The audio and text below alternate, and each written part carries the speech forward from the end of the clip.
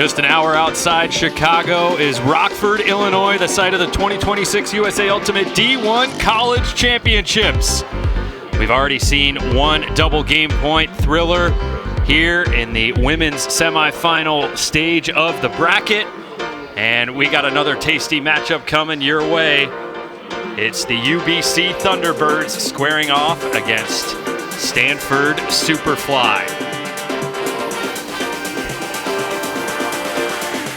Thank you so much for joining us here on Ultiworld. Ian Toner alongside Katie Killebrew. Katie, we got the defending champs going up against the 8-time champs for a chance to play in the game to be the champs again. What are you expecting here this evening? I don't know, honestly. I think I'm really going to base it off the first couple of points because Stanford wasn't really expected to be here, and their zone is going to have to stand for itself against this UBC side.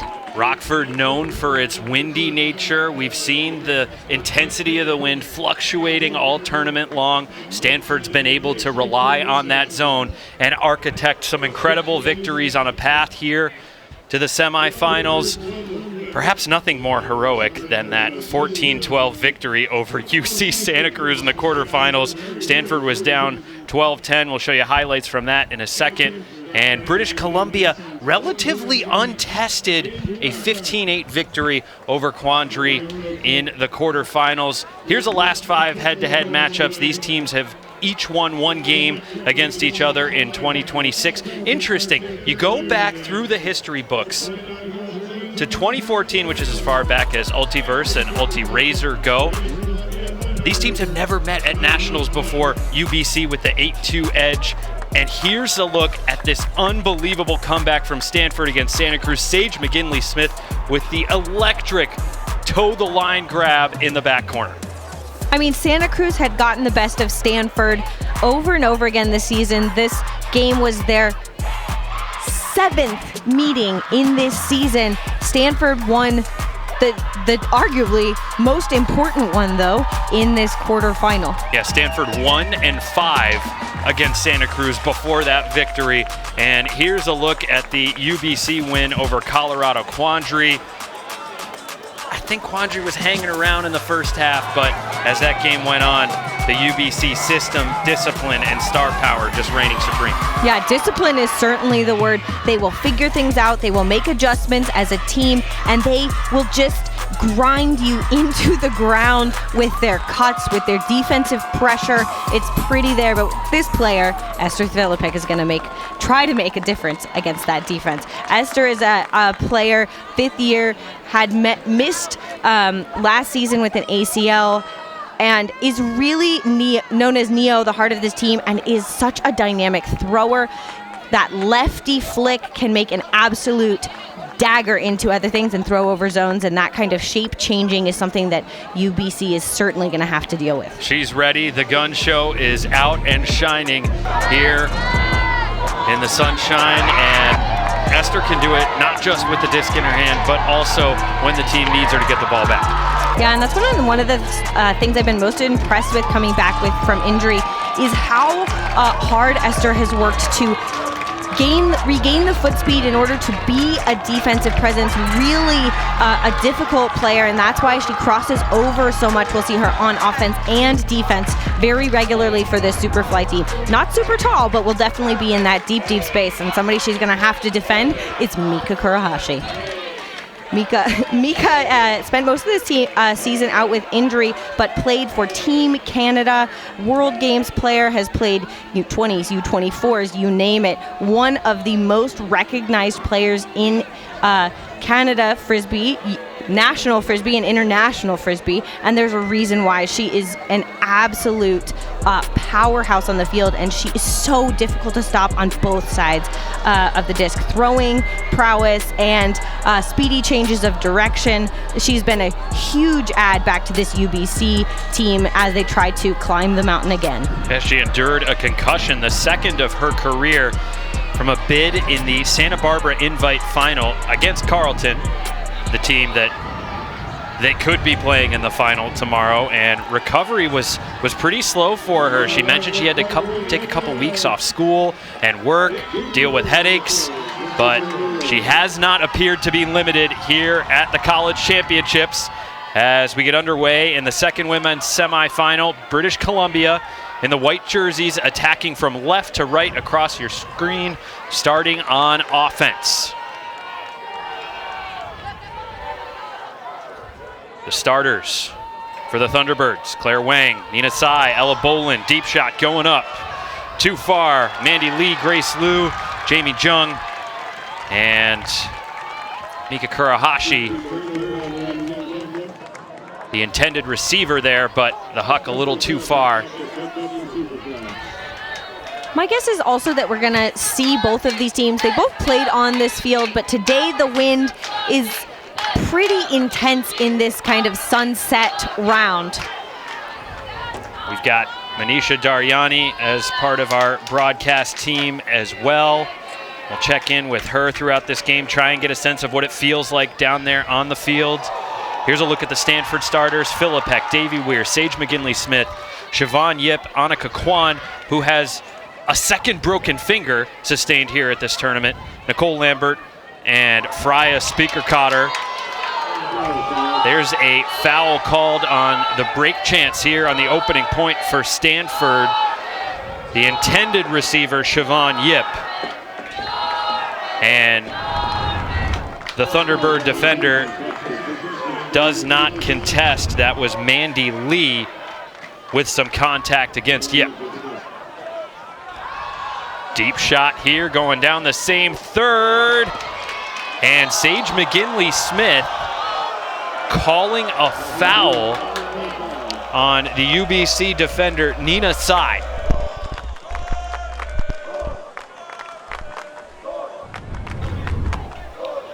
Here's another look at that throw from Philippek, and you can see that the defender actually had position. McGinley-Smith trying to go over the top, but the defender is entitled to the space. Do we?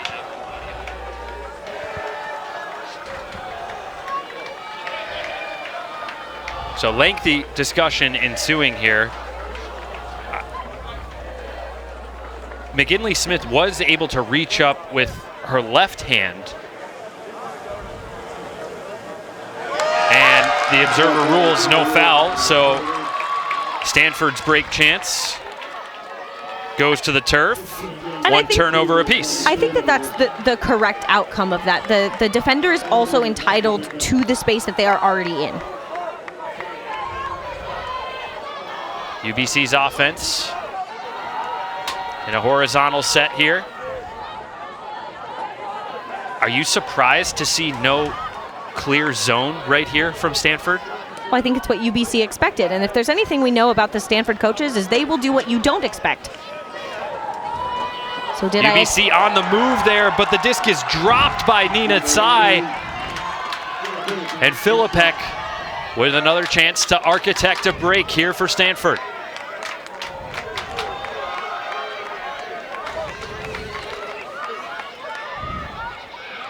Yip up line. Power position. Motioning, leading McGinley-Smith downfield. What a grab there on the sideline. Nicole Lambert stays in bounds. Lambert shooting cross field. Going to the back line. Can McGinley-Smith stay in? The observers rule McGinley-Smith out.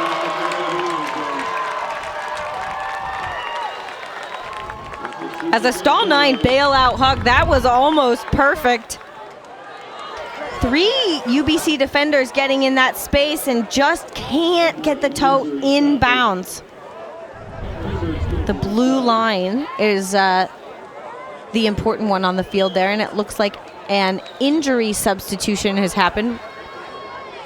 So Emily Marshall coming on for the T-Birds. Unless I missed something, I didn't see a substitution for Stanford. I also did not notice one. But I was pretty focused on looking again at that McGinley-Smith almost. Big swing out to space, opening up the field to Jamie Jung. Claire Wang. Up the line, there's a touch for Kurahashi. Here's a leading throw, looking for Marshall, and instead it's caught by her teammate. That's Claire Wang. In Claire, the T-Birds trust.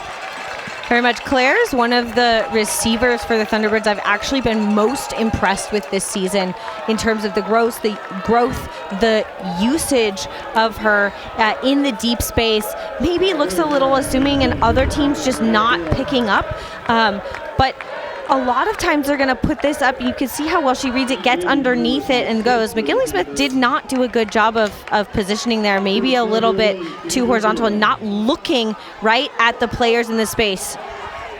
Yeah, I wouldn't have been surprised to see a card issued there. I also want to highlight that Speaker Quatter did a great job of steadying the player there to make sure that was nothing other than prioritizing other player safety. So I wanted to highlight that not every player is. No team has scored more than 8 goals against British Columbia on its road to the semis. Stanford, on the other hand, upset by UPenn on Friday and had to go through the pre-quarters, and they were dead to rights against Santa Cruz.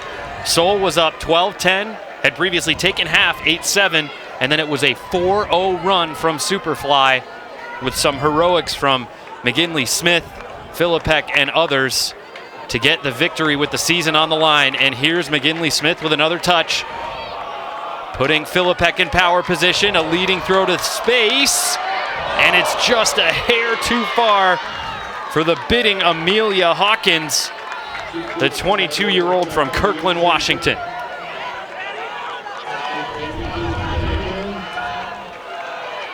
There's another look at it. So close, could have been in bounds, but needed another little bit of gas to get that one in the hand. Marshall swinging. And here's the transition zone from Stanford. They've got at least 4 or 5 different defensive zone sets that they can deploy against their opponents. And here's a throw that goes well over the foundation of that zone, and UBC is off to the races near midfield. Lisa Ng resetting to Marshall.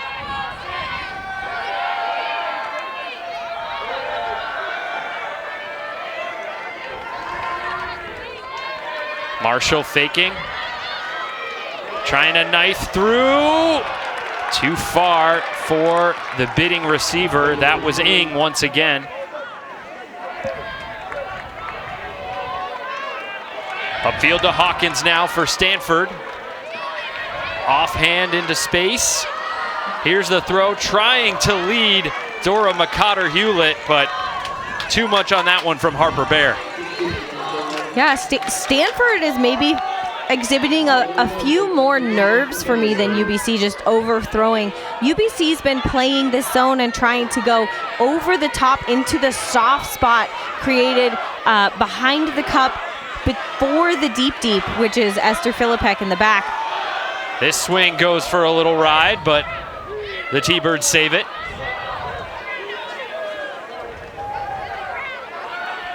Brielle Wong swinging for Marshall, who has to hit the turf to save that one.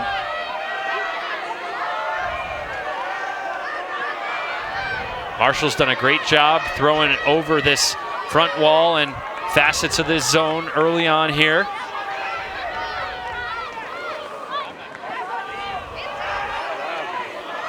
If there's any team here that you think has the patience and the system and the formula to navigate a Stanford zone, you'd think it might be the T-Birds, but a turnover there, giving a short field to Philippek and company.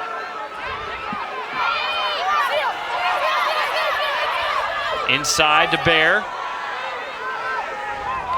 Swing to McGinley-Smith. Offhand to the front of the end zone, and there's Dora McCotter-Hewlett getting Superfly on the board.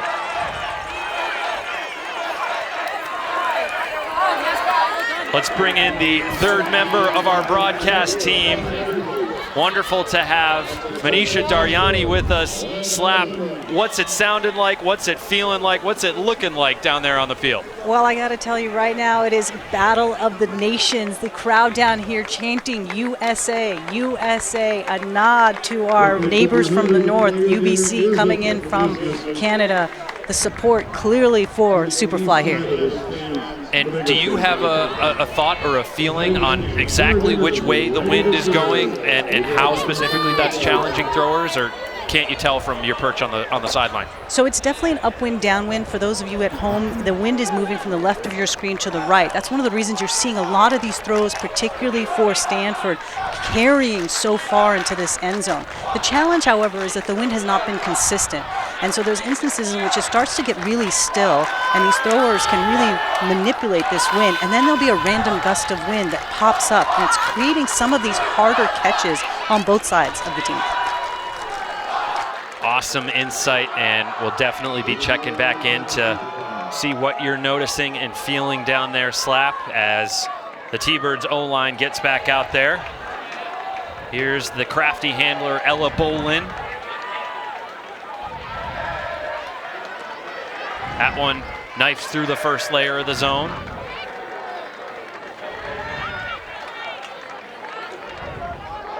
What are you seeing from this structure here, Katie?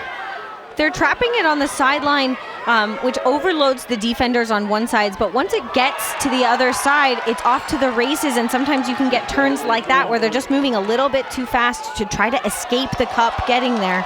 Oh, and Davey Weir not on the same page with the intended receiver.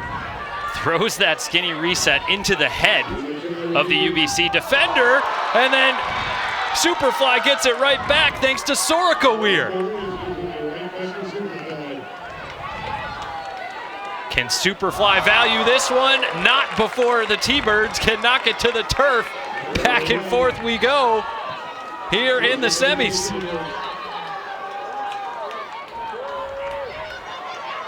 Jung. Bolin with a blade. Finds the soft spot expertly. And the continuation, easy money for Freya. Speaker caught her, and then did she turf that?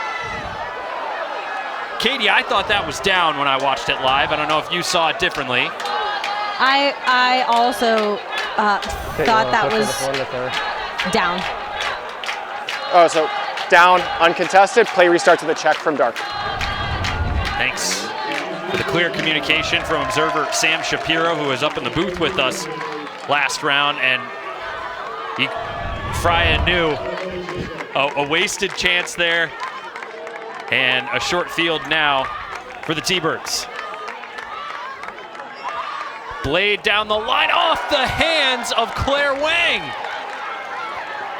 What that defense is doing is making resets really difficult. They're saying, we dare you to go over the top, we dare you to go into those other spaces. We know we have fewer defenders in that area, but that throw is going to be extraordinarily difficult. So the defense is doing what it's designed to do, but Stanford hasn't been able to connect many passes in a row to try to punch in the counter break. Throw down the line. And the deepest players at the point of release there were T-Birds. Yeah, so if you've been watching Ultimate for a while, you might recognize this as a huck and zone kind of an offense. They're putting the disc as far away from the other team's end zone as they can, and they're going to set this really difficult trap cup again. We can see Ella Bolin talking about that double team. You can only have one player guarding within 10 feet. UBC working it up to midfield. Kurahashi going with the flow. Bolin surveying inside, and it's behind the intended receiver. Nina Tsai was able to get a hand on it, but the throw kind of put her in an awkward spot. Stanford with another break chance on this point. Here's a punt. Can Speaker Cotter make a play in bounds? Ruled out of bounds, but fortunately for Superfly, Fry had touched it over there, and now hucking back the other way. Speaker Cotter defending, and Speaker Cotter makes up the ground to slot that one to the turf. And Speaker Cotter didn't wait, right? Knew that it wasn't inbounds and immediately started sprinting to be the deep. What a dig! Incredible save there from Lambert. Harper Bear then throws it away. 6 turns apiece on the 3rd point of this semifinal. And Ella Bolin calls a timeout, burning UBC's first of 2 on just the 3rd point of the game.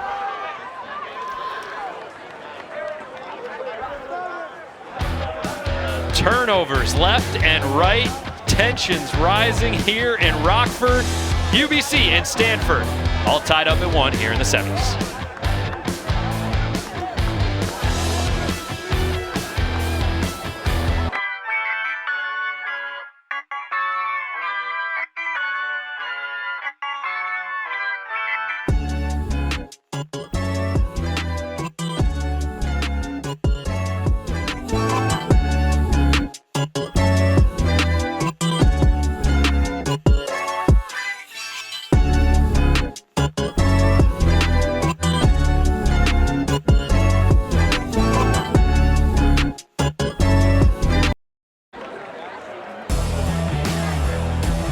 Six turnovers apiece here on the 3rd point of the game.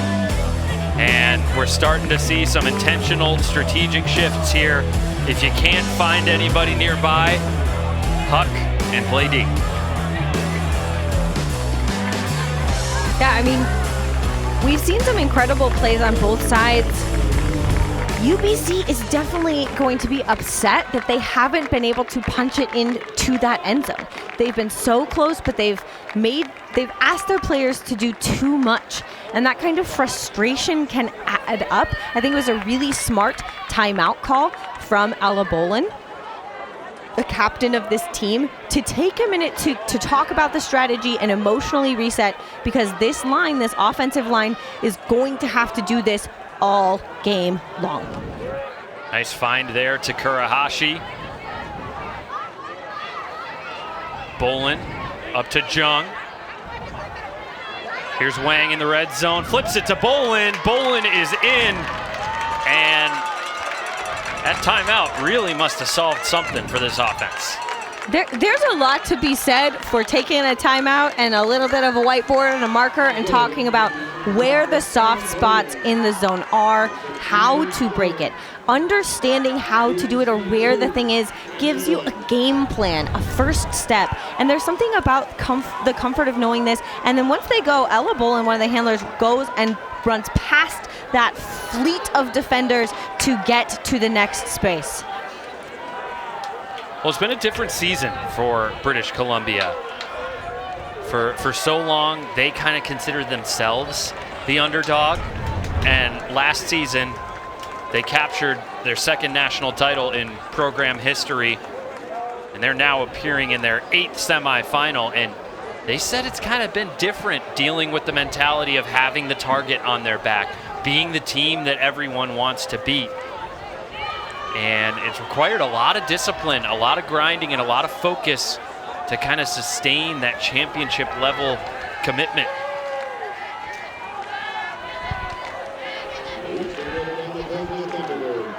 Edward Guo and Jonathan He and Victoria Lamb leading the coaching staff for the T-Birds, as Philippek's initiating throw goes incomplete, and Stanford sets up its transition zone.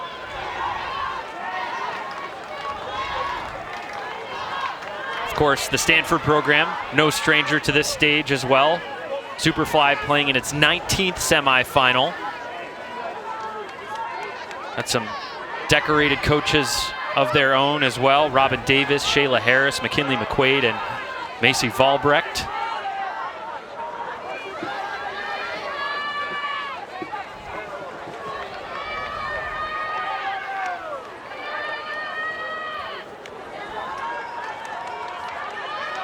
Izzy Lynn trying to connect with Marshall, but that one's incomplete. McGinley Smith all alone. Plenty of time. Looking for Bear. The observers say that disc was up and Bear was inbounds, and Stanford gets the dirty hole.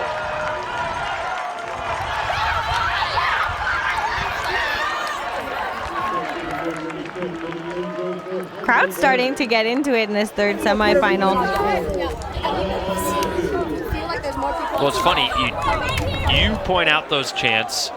Schlapp was talking about hearing the USA chants. This isn't the first time that the T-Birds have had to deal with that kind of pressure. I think back to the semifinals in Ohio a couple years ago, going up against Quandary, when the entire crowd was similarly chanting USA and rooting against the Canadian side. Yeah, Miko Kurahashi actually talked about that in terms of the mental prep going into last season and this season, and how for that particular semifinal they were unprepared for the crowd noise, and they were unexpecting the what they felt like was the crowd being against them. And having weathered the storm of losing in that game when they were one of the top teams in the country has, I think, really put a mental resiliency in this UBC program that benefited them last year and can only have added to that this year. They seem to be handling the pressure better than most of the teams that we've seen here at Nationals, especially on the showcase field. And of course, last year in their championship game against Carleton, geographically in Washington, they were far closer to their home in British Columbia, and the crowd wasn't necessarily on Carleton's side, so they had a lot of folks cheering for them in that stadium. But the fans not feeling that way here in Rockford, as the T-Birds O-line giving and going all the way to the red zone.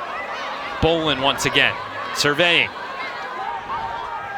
Finds Kurahashi coming into the front of the defense, and an easy flip into the end zone there. Mandy Lee, the goal scorer for the T-Birds. UBC is doing something very differently after that timeout with their O-line than they were doing beforehand.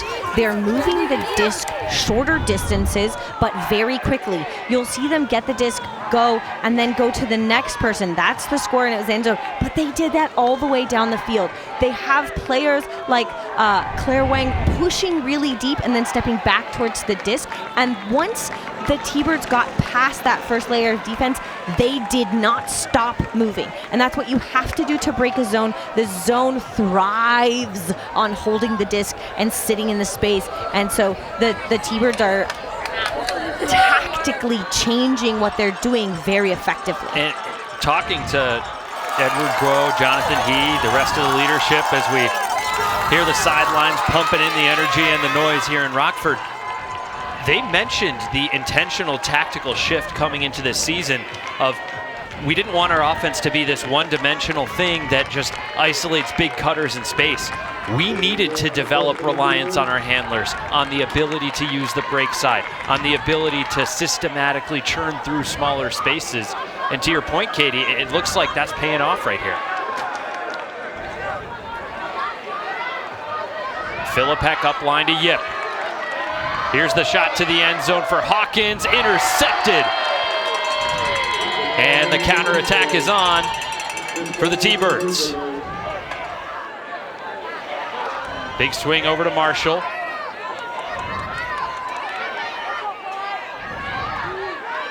Marshall surveying before deciding to settle for the swing to Shaylin Wu.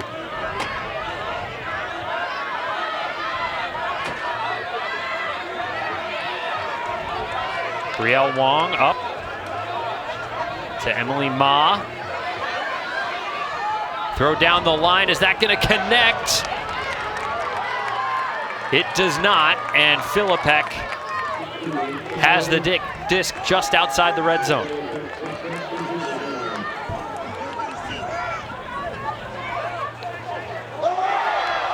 High release flick, swatted off the line, but caught by Bear. Here's Filipek. Another high release backhand, and Bear threw it into the end zone to McCotter Hewlett. There was a pick before that away from the disc involving, I think, Hawkins and McKinley Smith. So the disc is going to stay with Harper Bear, the 22-year-old from Carborough, North Carolina. Ground checks it back in play and throws it into the turf. 20 seconds. Marshall picks up, and the Stanford transition zone sets up. Ma.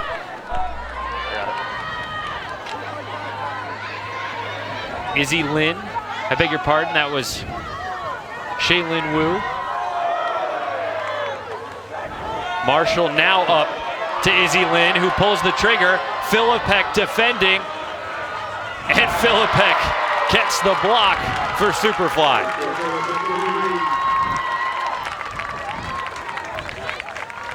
Filipek does such a good job of using her speed to get Ds. She runs there faster than the other player and then uses body position relative to the other player in order to get the block.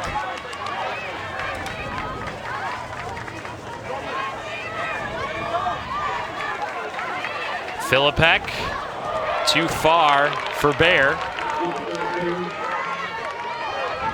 Break chance here for the T-Birds. You know, there have been a lot of turnovers, and I was looking at this, it's still on serve.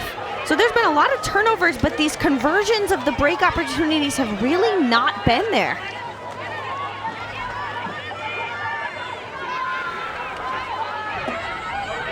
So far, 5 turnovers in this point. UBC, if you look at break opportunities as occurring in a single point, not, you know, multiple turnovers in a single point. UBC 0 for 2 on breaks so far. Stanford 0 for 3. Can the T-Birds strike first with a break? This game is going to come down to patience, right? Stanford's zone, the positioning of the mark means you have to go over, you have to go around before you can head towards the end zone. You have to hit the windows. And the Thunderbirds have been patient in moving the point of attack, but they're making a little bit difficult, and they haven't been able to punch one past once they get it over that initial cup or wall defense. Marshall trying to encourage the reset handler to come crash into that cup.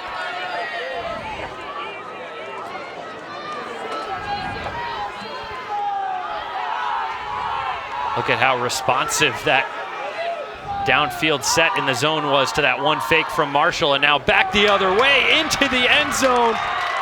That's Izzy Lynn, and she's got the first break of this semifinal. Yeah, utilizing that kind of break in the wind to do those, what I would call elevator backhands, where it's flat and it goes a little bit up and a little bit back down.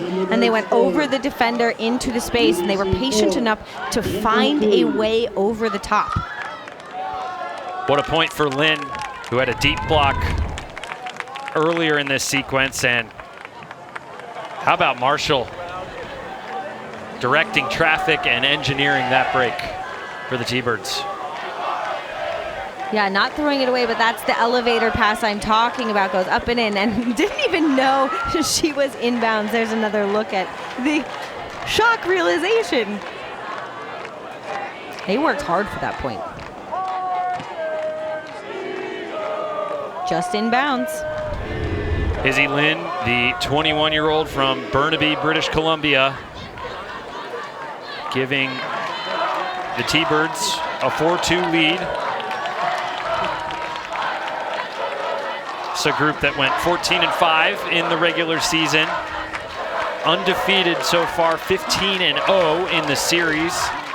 That's a conference championship, a regional championship, and hoping to vie for a national championship tomorrow. Filipek Low initiator caught by McGinley-Smith. Trying to reset. The clamps coming on now from the T-Birds matchup defense. Davy Weir not on the same page as Philippek. Yeah, that's one of the things about defenses is you get to determine with your positioning the shape that the offense has to work with. Nice grab there by Claire Wang. Kurahashi back to Wang out into space.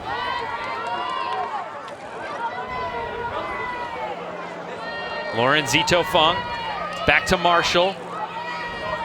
Back out there again this point. Kurahashi down the line, it's good! Brielle Wong has the second break in as many points for UBC.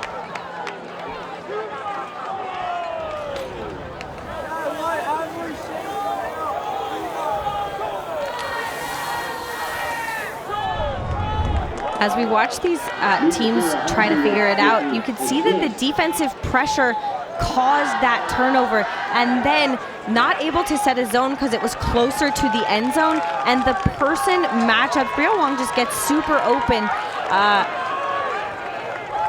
falling into their regular offensive pattern, going up line, hitting those other cutters upfield. Stanford looking a little bit defeated because they have worked so hard in those first several possessions in order to make the zone work, but when UBC gets going, they're hard to stop. Back-to-back breaks for the T-Birds. Stanford taking a timeout to regroup, down 5-2.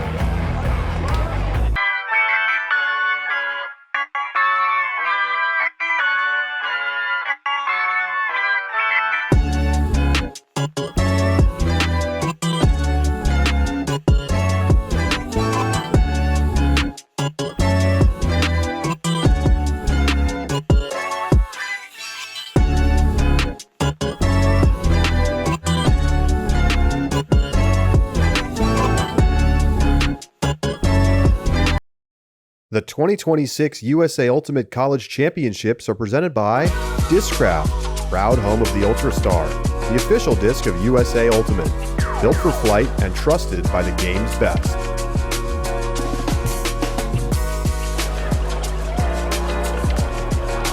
UBC up 5-2 on a 3-0 run after holding and rattling off 2 consecutive breaks, the first of this semifinal. The winner of this one will face Carlton Syzygy in the national title game tomorrow on ESPNU.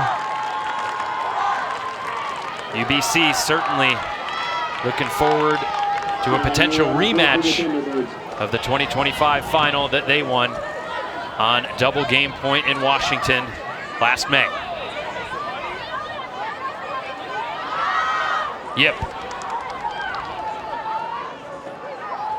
Up to McGinley-Smith.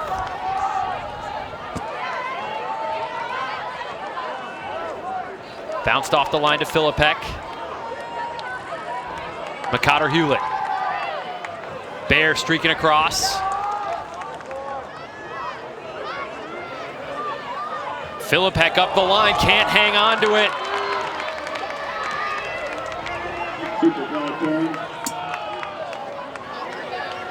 Marshall picking up once again for the T-Birds D-line.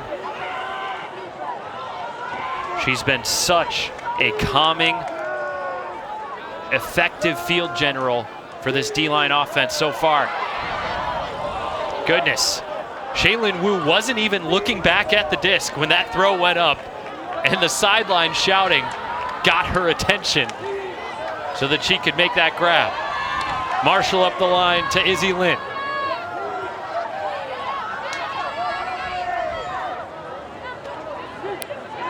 Emily Ma.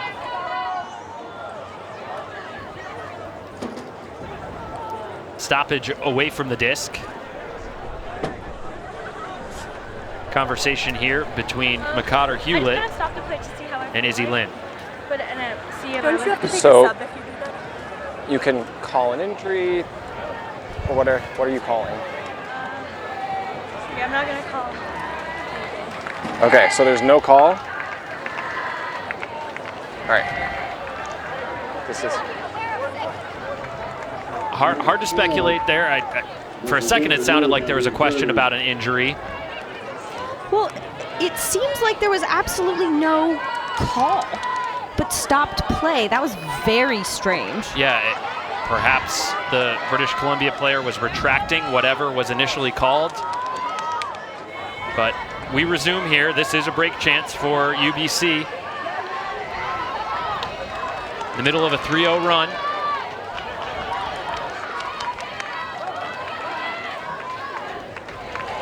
That swing is caught by Emily Ma.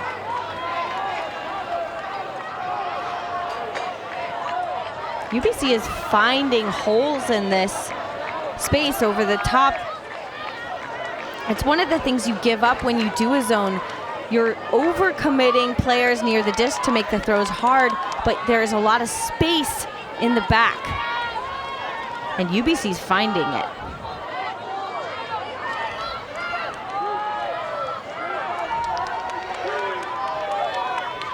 Blade up to Marshall. Backhand to Brielle Wong. Marshall faking again.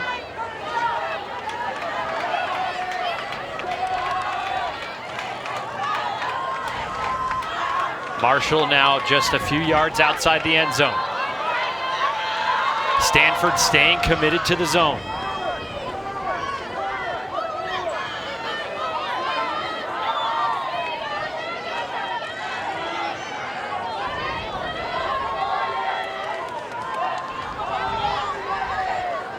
Elevator backhand, not eaten up by the wind. That works. Here's a throw to the back of the end zone. Lauren Zito Fong has the third straight break on a 4-0 run for the T-Birds. Just like that. Sometimes I like to think about zones like a casino defense, in that you're always playing the odds. The more throws that the other team makes, the chance of a turnover goes up. But when you have a team like UBC who just refuses, right, when they really knuckle down, when they really are disciplined, they don't make mistakes. They've thrown a lot of passes, and they have players who have the athleticism to keep running and keep thinking, right? Which is maybe more important as they run. But Stanford, hasn't necessarily proved that they can go person for person defense with anyone this season. They have used their tactics, and they're actually using the energy maybe. Let's check in on the sidelines with Manisha Daryani. Manisha, what are you seeing in the stands and on the sidelines? First of all, when you have fed college students, they get rowdy. Dinner has been served down here. These players are having a good time. But I got to tell you, they're really rooting for something to happen here. They're looking for a game, and they're just waiting to explode to see if it happens. Over your shoulder, as we get a turnover here from Stanford. Over your shoulder, I saw the Yale men's team also named Superfly, and my understanding, Slap, is that Stanford did not know that there was a men's team named Superfly until they got to this tournament. Well, the dominance of the Stanford Superfly would belie the fact that they would have the dominance over the name Superfly. But yes, there is another Ivy League school, Yale, called Superfly. And the wonderful thing about this weekend has been to see both teams supporting one another. Yesterday, Stanford Superfly supporting Yale. Today, Yale Superfly supporting Stanford. Great stuff, Slap, and it's now a 5-0 run for the defending champs, who are pouring it on in the first half. Kind of hard to believe that's the first goal of this game for Mika Kurahashi. Mika is a player who is slotting into an offense where there are a lot of other cogs and moving pieces, of which she is willing to be one. Not taking over. That's the throw from Harper Bear that was too low. And I would say that UBC has figured out the zone and the wind dying. I am seeing dead flags on the side, and the heat after so many really tough games for Stanford, I think is advantage UBC. Yeah, Stanford does have some more mileage, one extra game played relative to UBC, and great to see Mika Kurahashi healthy and competing here. A goal, an assist, and a block to her credit so far in the semifinals as Stanford takes its second timeout of the first half. Katie, what do you think this Stanford team can do to get back in this one? I'll interrupt you for just a second. This is UBC's performance against Vermont in the semis last year, a largely one-sided affair. Marshall was a hero for that team last year as well, and Kurahashi and Ella Bolin connecting for the game winner.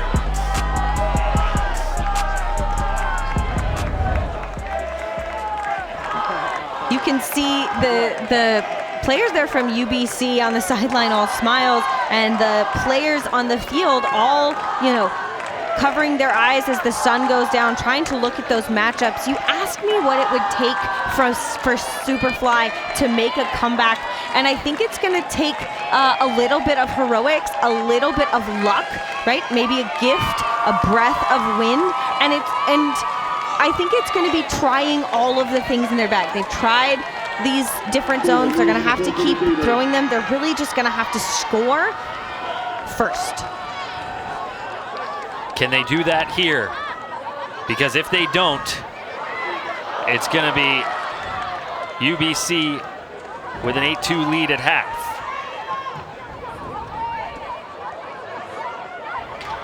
That mark shutting down the around, forcing the bailout, looking for Speaker Cotter, and she's got it!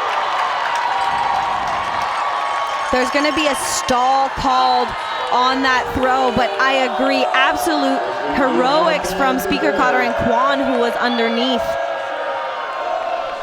Okay, so the observer ruling is that it was a stall.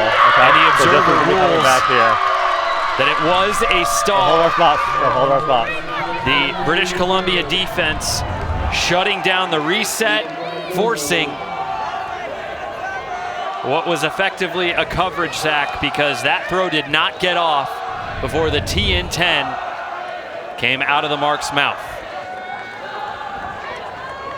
Emily Ma with the ground check. And we resume play here, disc in the hands of Marshall.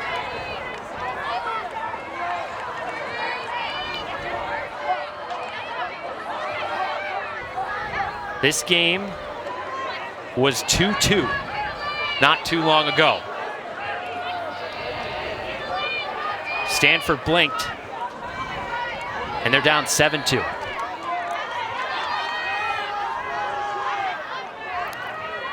I think I have likened UBC to a meat grinder or a buzz saw, but it can be death by 1,000 cuts, and they come so quickly.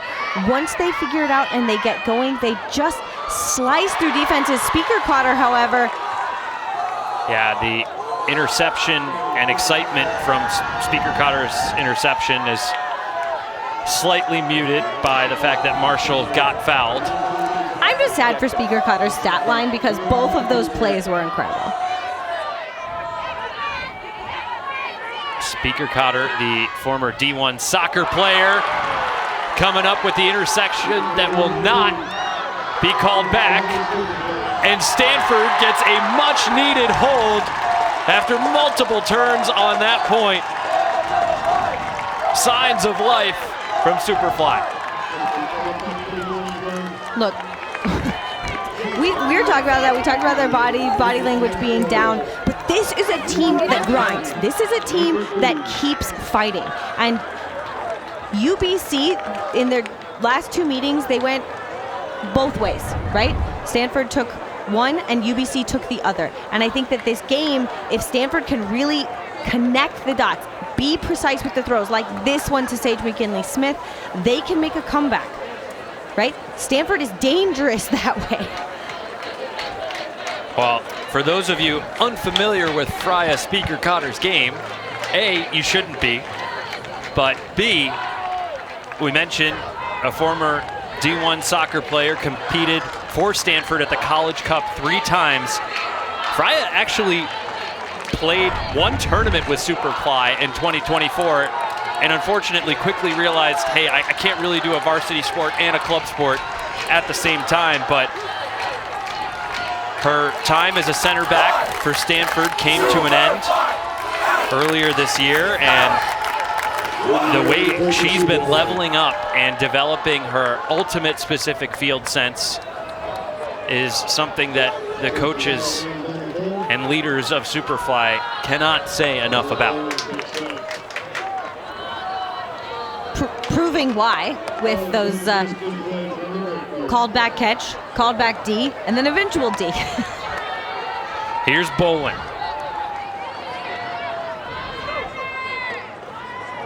Gets the swing off and tries to get it back.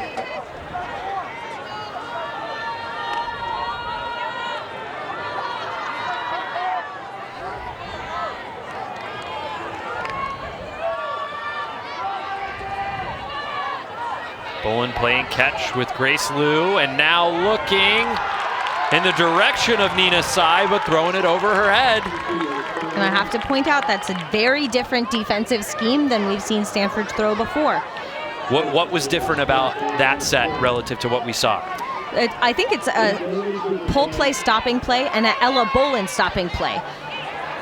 Marking her tightly and then taking away her favorite backhand angle. And Stanford turns it right back over, but are we gonna have a foul? I don't know if it was catchable, but there was certainly a lot of contact that I think should be avoided. I think Lambert was the intended receiver.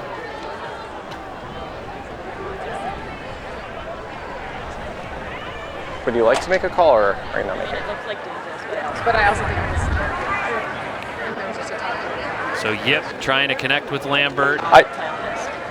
So foul, but not a receiving foul because the play was on the disc was not there. Is that what you're saying? I don't think I realistically don't think anyone could have called that. It's your decision. Yeah, whatever. Okay, so there's no call. Is everyone okay? So for the second time this half, we're a little confused about either a non-call or a retracted call. British Columbia ripping deep right away. Bolin intercepted by Speaker Cotter.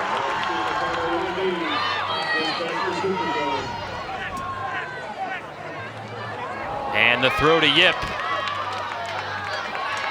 hits the turf. Is Stanford having a case of the yips with the disc in its hands? No, I think they're tired and they've just been asked to execute too much. One more block for Speaker Cotter. And Superfly stays alive here in the first half.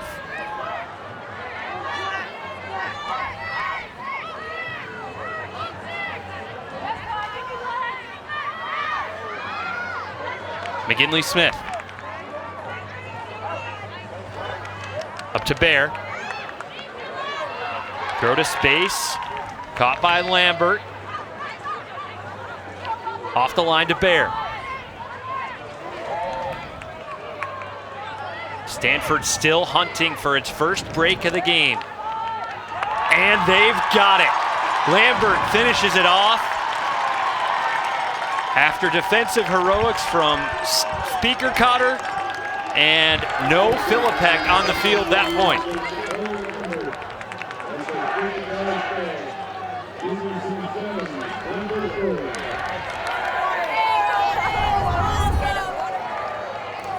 Here we're getting another look at that Speaker Cotter D in that deep space. Bolin puts this one out and Speaker Cotter read it. You could see Claire Wang thinking about calling a foul, but ultimately didn't, and I think that's a good no call. And then they worked it up against that person defense, finding this against the flat mark, and then you see that space in the middle leading. Really good work from the Superfly line.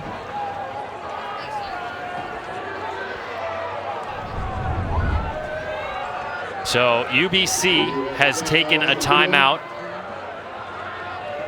Remember, we were at 7-2. UBC could have broken to take half 8-2, but Stanford has since gotten a dirty hold and its first break of this game. So circle that swing if we come down to the wire. But right now, UBC in control 7-4 in the second semifinal here at the College Championships.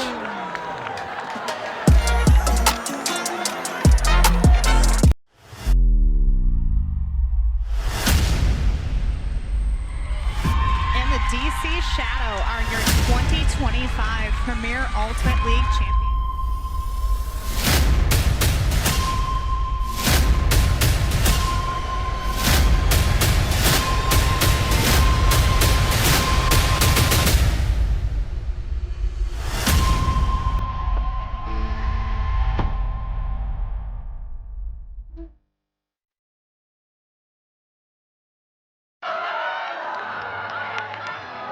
UBC receiving here against Stanford, trying to hold and take half in the second women's semifinal here at the 2026 USA Ultimate D1 College Championships. Bolin connecting with Kurahashi. Marshall, back to Bolin.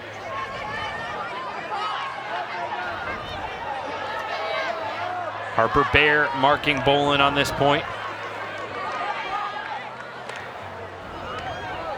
Bolin going every other, down the line, off the hands of the bidding receiver, Mandy Lee.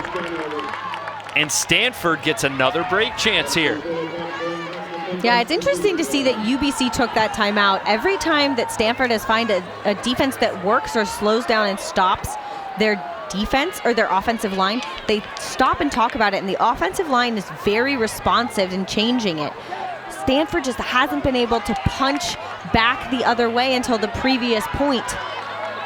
Here's Speaker Cotter, leading Bear. Bluffs the backhand. Resets to Philippek, who's out there for this deep point.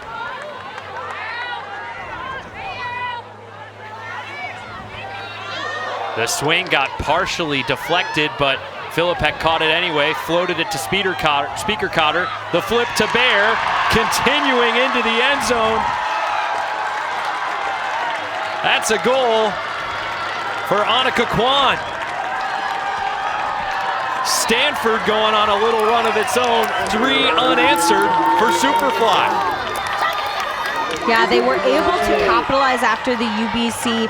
The away pass in the end zone just went too long. They were on a tear up that sideline, and Lee was so close to getting it back. This goes up over the top, I think intended for Bear, but goes to Speaker Cotter, gets it, and then that lefty flick to Kwan, who again has had that injury to her finger and a little bit tentative with the top hand. You can see catching with the arm, but that counts. That's in bounds and a score for Superfly. So Annika Kwan broke a finger on her throwing hand after Pres Day, and she played lefty at sectionals and regionals, and then here at the national championships broke her finger, another finger on her right hand against Penn. Didn't play against Vermont or Georgia, started to play again in the bracket, and having an impact here for Superfly in the semis. Great to see her competing after missing much of 2024 and 2025 with other injuries as the sidelines and the stands come to life for Superfly.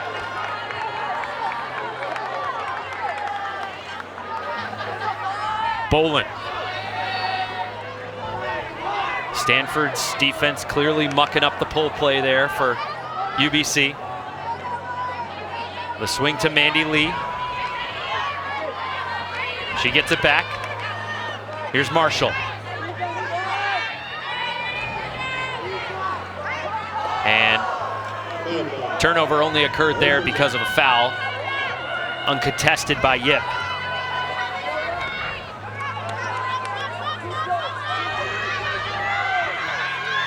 Claire Wang resetting, but the pass is broken up. And was that a Stanford player calling a foul after the block? I don't know. It looked like a clean block to me. Confusing. In any event, it's Stanford's disc. Was Davy Weir with the block. Philippek with the high release backhand. Philippek gets it back. Bluffs one. Connects with Hawkins. Hawkins and Marshall matchup is fun to watch in the backfield. Yep. Back to Philippek. Leading her to space with her body language and the disc. Speaker caught her to the end zone. Don't look now. It's a 4-0 run for Superfly. I don't know what was on my bingo card before this game, but it wasn't this. I expected a close game. We are now there, 7-6, but goodness gracious how we've gotten here. The 5-0 run for UBC that could have been a 6-0 run if the T-Birds had converted a break chance has been answered by a 4-0 run from Stanford.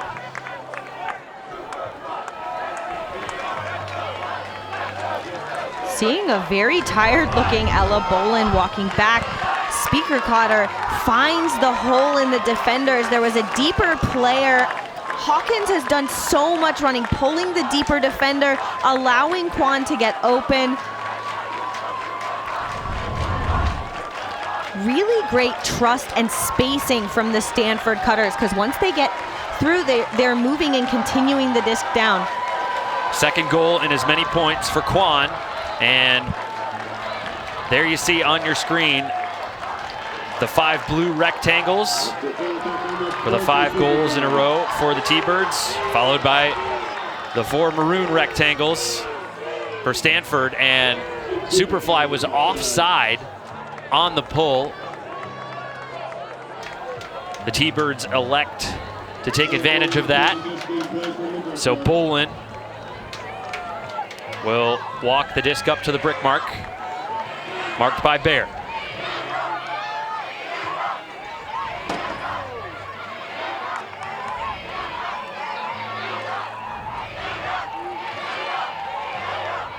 Marshall, back to Bolin.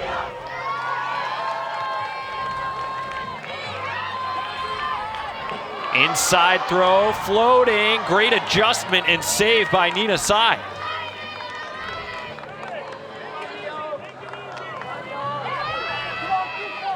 Marshall.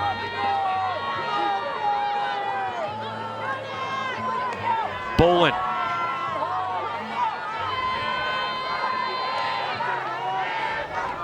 Claire Wang. Beg your pardon, Brielle Wong into the end zone for Bolin.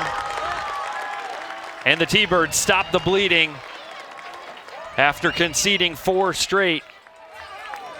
They'll go into the half with a 2-goal lead. To be a fly on the wall in both of those halftime huddles.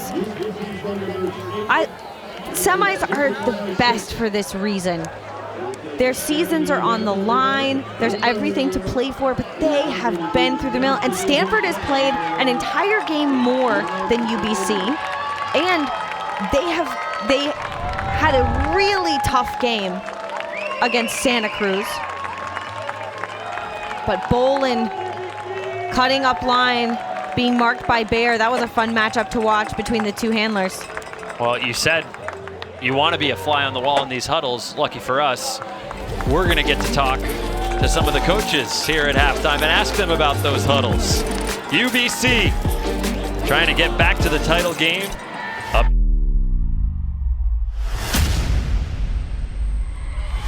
And the DC Shadow are your 2025 Premier Ultimate League champions.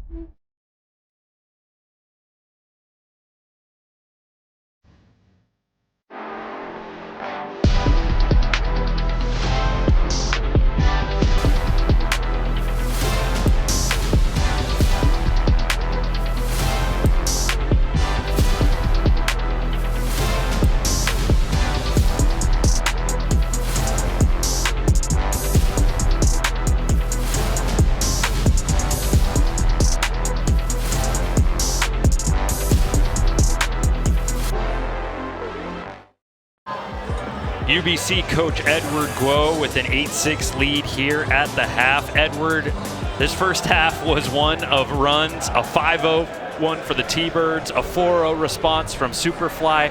Why do you think the first half unfolded that way? I think both teams have particular strategies that they like to run. We more person-based, they're more zone-based, and I think it took both teams a bit to adjust to what the other team is doing, and I think we adjusted maybe a bit at the first, and then their new defensive looks kind of stifled us a bit and confused us, and then they got into the offensive rhythm. So I think the second half will be interesting to see how both teams readjust to these adjustments. Talking about those readjustments, do you have anything specifically you're going to try against this Stanford side? Honestly, not really. I think we moved it up pretty good most of the time. They have some very talented athletes and players that can read the play really well, and I think maybe if we take a little second to see where they're jumping to, we can prevent a few turnovers. But I think overall, I don't think we need to change too much. We're just going to maybe take a quick beat, not to throw the first thing that looks open, because they have very smart defenders that are able to just take away these lanes quickly. Coming into this semifinal, no one has scored more than 8 goals on you all, and talking to some of your other coaches before this game, they said, look, our greatest competition has been ourselves. Now that you've seen what Stanford has put on the field in the first half, do you think that's still the mindset, or is this Stanford team the toughest test you've faced here at the tournament? I think the Stanford is a very strong team, no doubt. I think, I'll be honest, they are the toughest team we played at this tournament. They have a lot of unique things to their offensive and defensive identity that we haven't practiced so much this season, even though we played them twice a year. But I think that everything is still within our control, though, and I think as long as we stick to our game plan, and I think both teams are turning it over a bit more than we want, and it's going to be just about how they respond to the turnovers, either team. Really appreciate your time and honesty, Edward. Thank you. Good luck in the second half. Thank you.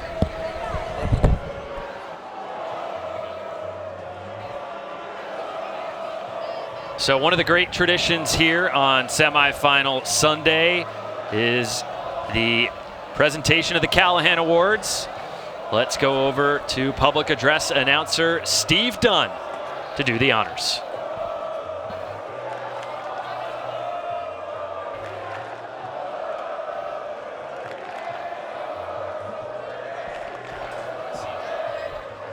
Please turn your attention to the USA Ultimate banner in the northwest corner of the field for the presentation of this year's Callahan Award in the men's division. Since 1996, the Callahan has been awarded to the most valuable players in college ultimate, one each in the men's and women's divisions. These outstanding athletes are the players who best display exceptional athletic ability and skill, combined with outstanding leadership, sportsmanship, and dedication to the sport of ultimate.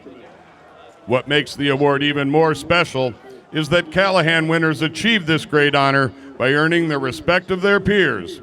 This award is voted on entirely by current college players.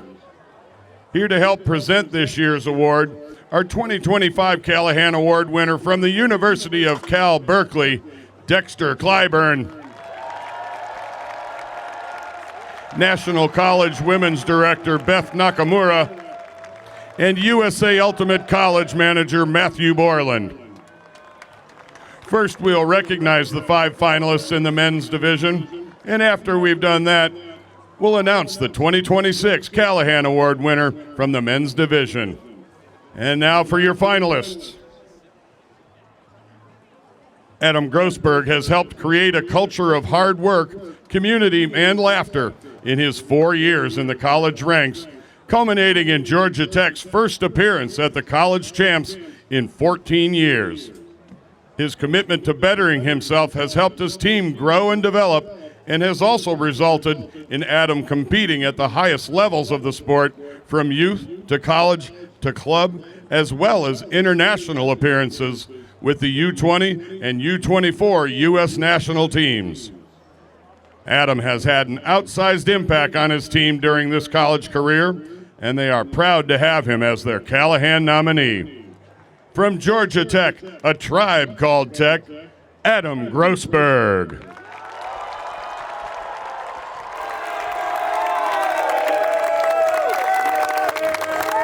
Anton Orm started playing Ultimate at an early age, having picked it up during 6th grade. He arrived at Cal Poly as an already well-seasoned competitor after having played through high school and with a Bay Area YCC team. 5 years later, he has collected many accolades in the college division and developed into a leader for his team. He has also played at the highest levels of club competition and represented the U.S. as part of the U24 national team last year. His teammates are proud and excited to name Anton as their Callahan Award nominee. From Cal Poly San Luis Obispo Slow Corps, Anton Orm.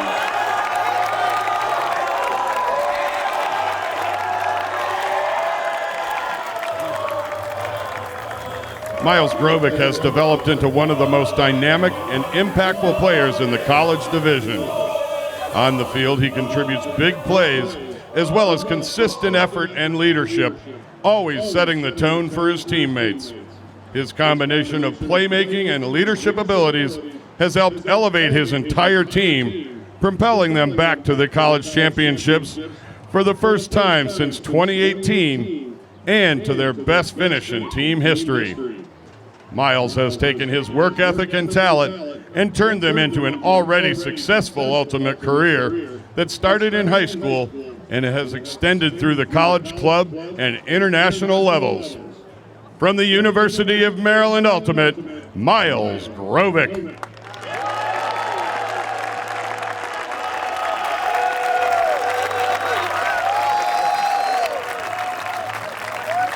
Xavier Fusat started his Ultimate journey playing at the youth level with the Dallas area YCC team. Since coming to Austin, his college career has been defined by resilience. After 2 ACL tears in his first season, he used his rehab time to coach youth and rediscover his love for the sport. He returned to the field with a bang, helping the team back to the college championships and leading them in goals and assists. He is a 3-year captain, and in each of those years, along with his playmaking ability, his leadership, competitiveness, humility, and happiness have helped define Texas Tough. From the University of Texas Tough, Xavier Fusat.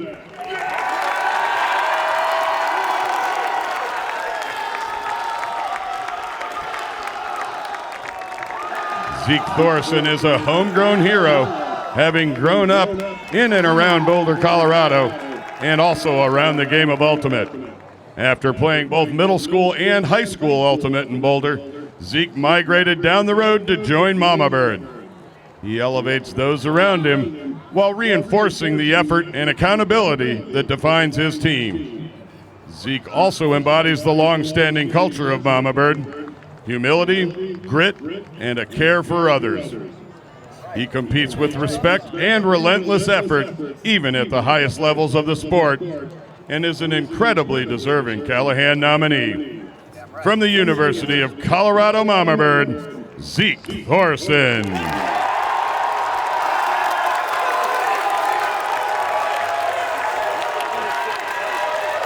Let's give another big round of applause to all of your 2026 finalists for the Callahan in the men's division.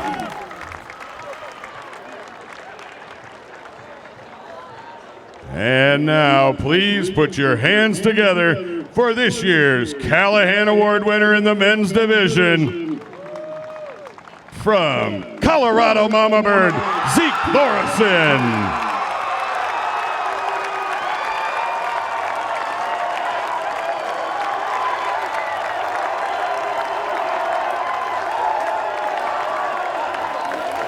Congratulations, Zeke, and thanks for all that you do for our great sport.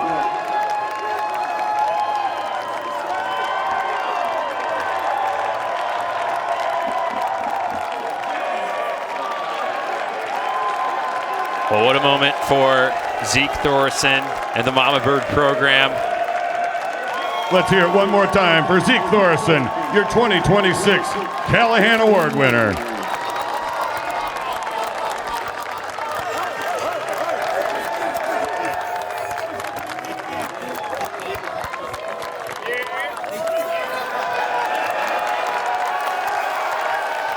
Zeke's happy now, but he's got some more work to do. A semifinal against Cut coming up. And let's turn our attention back to this semifinal. Shayla Harris, kind enough to give us some time on the headset. Shayla, can you take us inside the halftime huddle and what the team's been saying during this extended break? I mean, our huddle so far, and apologies for my voice, has been like a celebration of that fight to get back in this game. We just told our players like how much pride we have and the fact that like when we're down, we don't hang our heads, we just get out and work harder. And I think that showed in the way, we went on a run at the end of that half. Yeah, a very impressive run. I saw you making some tactical changes. The zone's not necessarily getting the turns that you want or used to. Do you have more tricks in the bag to throw at this UBC team? We always have more tricks, and we don't like to do any one trick too many times in a row, so you'll definitely see some more in the second half. Do you have a thought on why these teams traded those runs? The T-Birds going on a 5-0 run and then you all responding with the 4-0 run? I don't have a formulated thought right now, but I know, part of this is also a mental game. Like, this is a big stage for both of these teams to be on. There's some win conditions, and then there's a lot of momentum that you get with the crowd and with the scores. So I think both teams feel that at different times, and part of it is, keeping your cool under pressure. What do you think Freya Speaker-Cotter is feeling? She's competed, of course, in the College Cup, but here in her first USA Ultimate D1 College semifinal. I mean, I think she's feeling intensely competitive. She's not, obviously she's gotten, I think, 5 blocks this half, but I don't think she's going to be happy with that. She's not going to be happy until we finish this game out. So I think that's her attitude, team first. Shayla, thank you so much for your time. Good luck in the second half. Superfly trailing 8-6 here in Rockford as these teams look to regroup after an extended break. And it was a steady start for Superfly. These teams were tied at 2 through the first 4 points. Turnovers back and forth, of course. And then the run started, Katie. Absolutely. I honestly thought that UBC was putting a nail in the coffin of Stanford's season, and then Stanford proved that they had other ideas, and they were not done with this game. They have been in this position before in that very memorable wet game against Vermont a few years ago. UBC was here last year, but they weren't really challenged in their semifinal. We'll see what that's going to be like. Take a look at our first half stats. A big thanks to the commentary source team and the rest of our staff helping keep track of the action for you all. 39 turnovers in total in that first half, 13 blocks. And you heard Shayla Harris call it out, 5 blocks for Freya Speaker-Cotter. And really, it's those break conversions. They're finally starting to get there. The blocks have to be the story for me, though. That's the biggest difference right now between those two teams. Manisha Daryani has been hanging out on the sidelines. You've been getting the vibe. What do you think that extended break for the Callahan ceremony means for these teams as the second half gets underway, Slap? Well, Katie, I agreed with your comment that Stanford did look tired. So there's a lot to be said that this extended break may actually benefit Stanford. Perhaps I spoke too soon.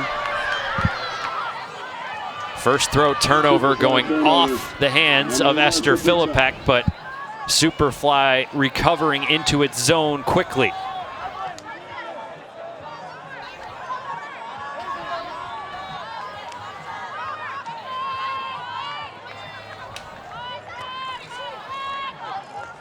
Shaylin Wu with the disc now for UBC. Emily Ma faking, floating, caught by Wu, and she gets wrecked.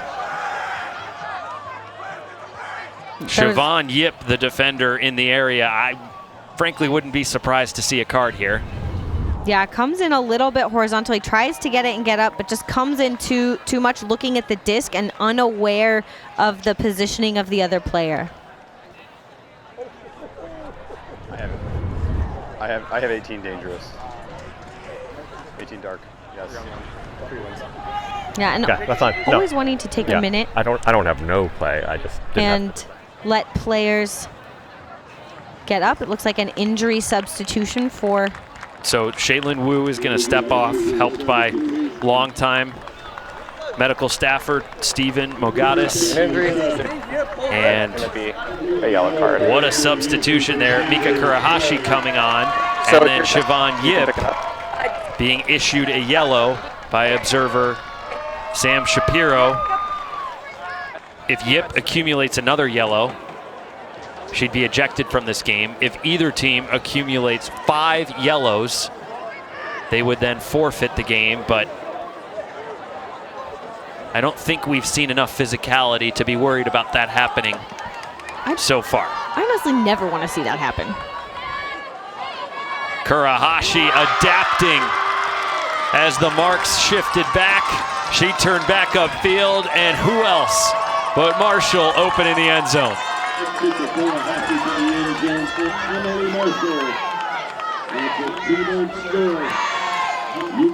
Well, it has been a game of runs, and we talked about that longer break benefiting Stanford, who looked tired, but it could also very much have benefited UBC, as we're seeing that out of the hand of Filipek, who had time during the half to actually strategize, to really talk about the zones and what they were going to do.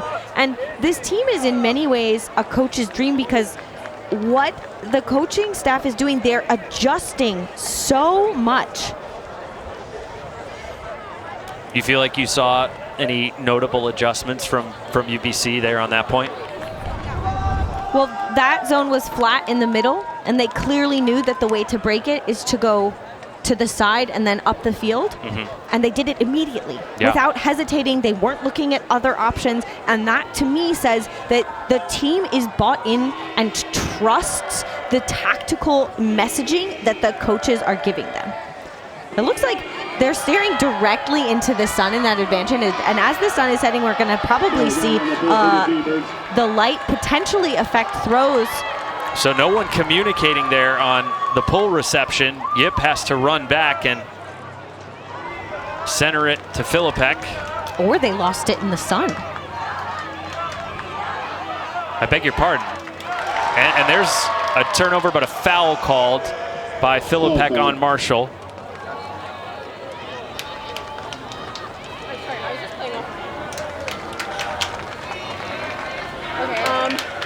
I think on the play, I hit the disc fully before anything. Right, but before that, I was trying to call a foul. Sorry, can you just explain?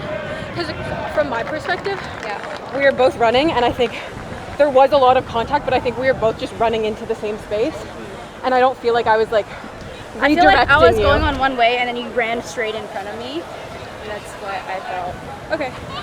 I do still feel like it was more incidental. I don't think I was coming into you. Okay, so it sounds like you're calling a non-receiving foul on the cuts prior, is that right? Yes. Okay, and so would you all like to play it as a contest and send it back, or would you like to come to me for a ruling? I'm down to send it back.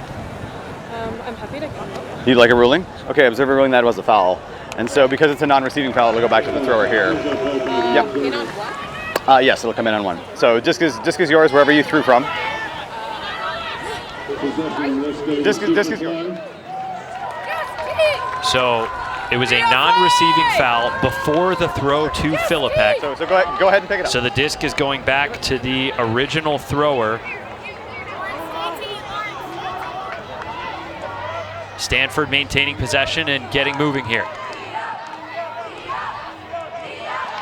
McGinley Smith. Up to Harper Bear. Filipek. Floating to space and not on the same page with Bear. It's one of the dangers of Neo. She sees space differently than a lot of players, but needs a receiver to be there.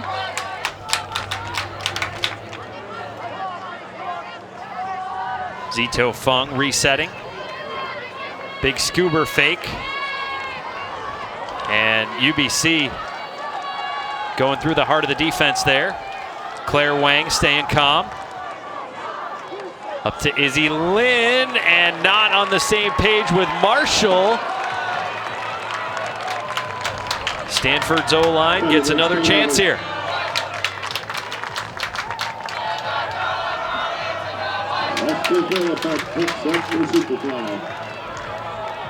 Philippek almost throws into a poach, but connects with Bear. Gets it back from Yip. The throw to space is caught by Yip. Not a lot of room for error there. Philippek going up line, turning back around, gets it. Faking. Finding McGinley Smith. Connecting with Bear up line. Philippek trying to clear out a comeback. Gets it once again, and we have a call preceding that throw. So a stall was called when the disc was in the hands of Harper Bear. Yeah, did that feel like 10 seconds to you? Absolutely not. That's so fast. Would you all like to play it as a contest, bring it back on 8, or would you like to come for a ruling? It's up to you. I can go to contest. If you issue a ruling, does it change the fact that we're coming on 8? Well, if it's no stall, it'll be where the throw was completed. Okay, yeah, I'll take a ruling. Okay, observer ruling that was not a stall. It'll be back to the receiver here. Yeah, so it goes one continuation, so the score won't stand, but the disc advances to the next throwing point, and Stanford retains possession, and they should have no stall count.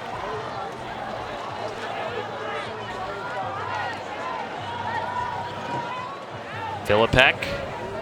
Stall count rising now for her. Faking. Gets it off to Bear. The throw to the far cone for Hawkins.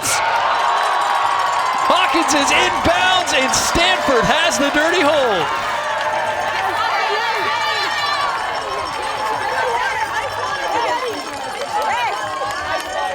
A very needed score for Superfly.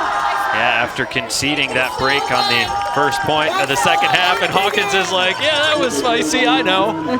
She's giving us the thumbs up. Let's bring Slap back in. Slap, what's going on the sidelines? Crowd very excited to cheer on this Superfly sideline, but I also have to tell you, the Superfly sideline has done a great job of engaging this crowd. They have been pumping the sideline up, providing cheers for this sideline.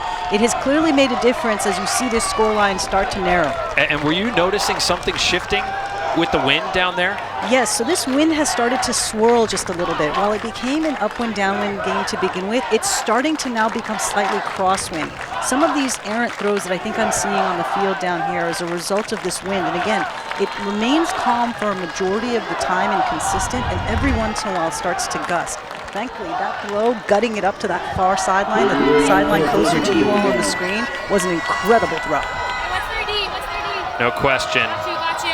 And Amelia Hawkins, the goal scorer there. Amelia's parents met playing Ultimate in Seattle.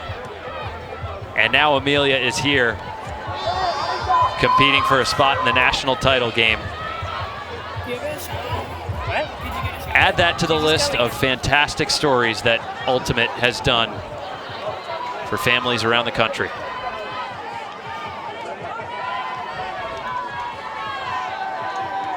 Here's Bolin. Floater out to space is caught. Jamie Jung resetting. Yeah, Jung is a player I'd like to see get a little bit more involved with this offense. A really good outlet is the captain for UBC.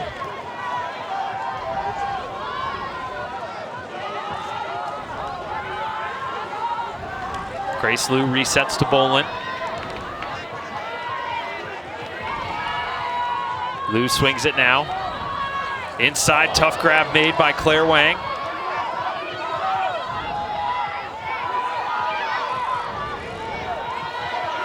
You can see the Stanford defenders are clamping down on the resets, making it difficult, or at least making UBC think about it a little bit more. Bolin at the fulcrum. Mandy Lee fakes and then connects. Hits Claire Wang. And we've got a T-Bird who's taken a tumble in the end zone. Yeah, and I'm seeing the touching of the shoulder, meaning an injury. So the Did you all come to an agreement on what contact it would actually be? happened the way, and Great. then the discussion with the players with the disc is just on what the stall went. That's Kurahashi Dark, you can sub one if you'd like. coming off the field. So Kurahashi takes the injury substitution. We think it was non-contact. She's limping a little bit as she walks off, and Marshall takes Kurahashi's place. With the disc to the T-Bird. Still T-Bird's disc. Bolin toes the line. Harper Bear doing such a good job of stopping that inside backhand of Bolin. Marshall going every other now.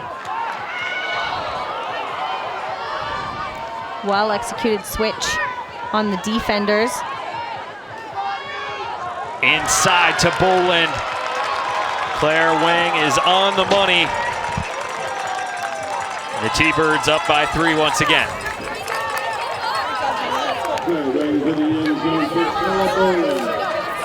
See Kurahashi getting some medical attention there from medical staffer Stephen Mogatis. And Slap, you were tracking Kurahashi earlier this tournament. This isn't the first time you've seen Kurahashi take an injury. That is correct, Ian. So I had the opportunity to call the quarterfinal games between UBC and Colorado. And in that game, Kurahashi took an injury after a fall in the end zone. Now, she did return to the game, but I had asked whether or not there might be some indication that this might be a lingering injury, which perhaps seems to be thematic for some of our women division players. So we hope that Kurahashi gets the treatment she needs.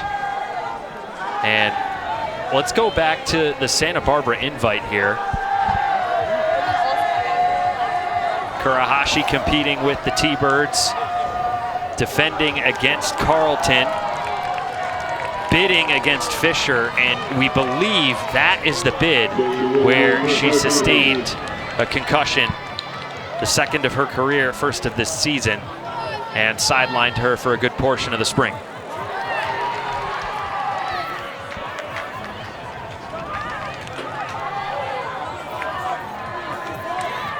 Stall count rising here for Philippek as Superfly's O-line is back out there.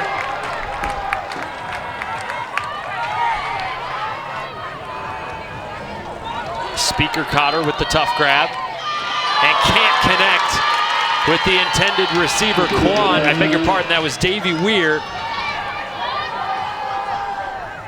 And surprise, surprise, Stanford sets up its transition zone, something that not every team does and not every D-line offense has to deal with. Brielle Wong and Dora McCotter-Hewlett having a conversation here. I believe Wong called a violation on McCotter-Hewlett.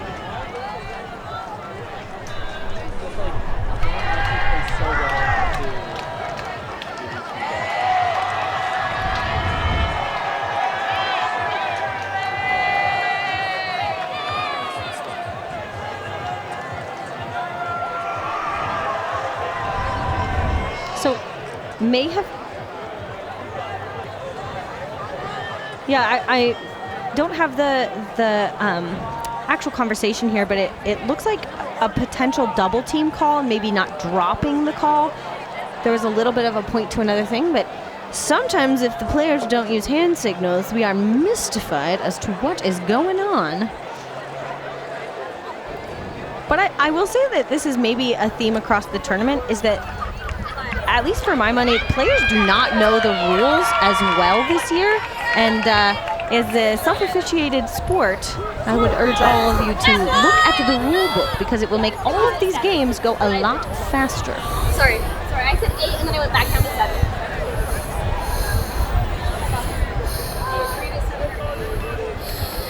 7. So it sounds like Brielle Wong is saying that McCotter-Hewlett counted too fast, called fast count. The resolution is a contest. We're going to resume at stalling 6.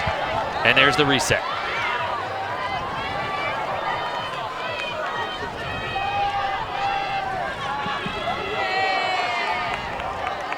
Wong goes through the front of the zone.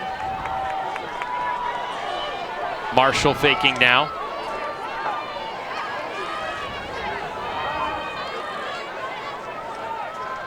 Now they're really crashing the cup in the same pattern over and over again. The swing goes off the hands of Shaylin Wu. A drop for the T-Birds in the red zone.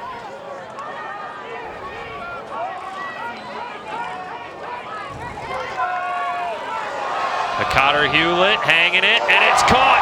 McGinley Smith with another heroic reception and a continue to Speaker Cotter for the Stanford score. That is open side forehand flow all the way down the field. And that only works if all of your putters, right, are really willing to run immediately on the turn and then throw the next throw. Notice that Esther Philippek started with it, but didn't have to go get it every other. Wasn't asked to do this. I think almost every single player on Superfly touched the disc, going upfield, and you can see in the background players cutting for the next option, trusting that their teammate is going to get it and leading into space. Speaker Cotter gets the goal, but that is a full team effort from the Stanford 7. Sage McGinley Smith, 23-year-old from New Hampshire, with the assist there. Played for New York Bent last summer and was an all-state hockey player growing up.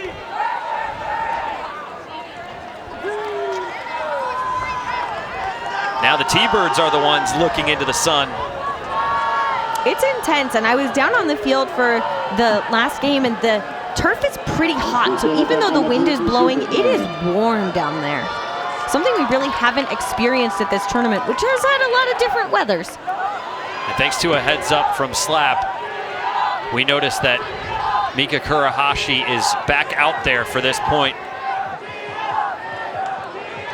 For the T-Birds O-line after taking an injury substitution earlier.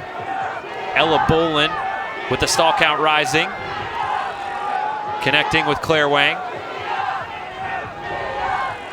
Kurahashi gets the next under. Big pump fake. Connecting with Mandy Lee. Kurahashi gets it back and fakes again.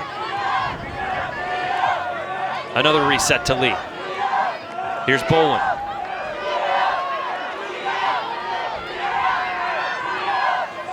Claire Wang is next. Philippek on the mark. Great dump defense from Harper Bear. The stall count is rising. The break throw goes up. Oh, and Ella Bolin makes the catch and gets leveled. That absolutely has to be a yellow. And that could be a red, as Bolin is in serious discomfort.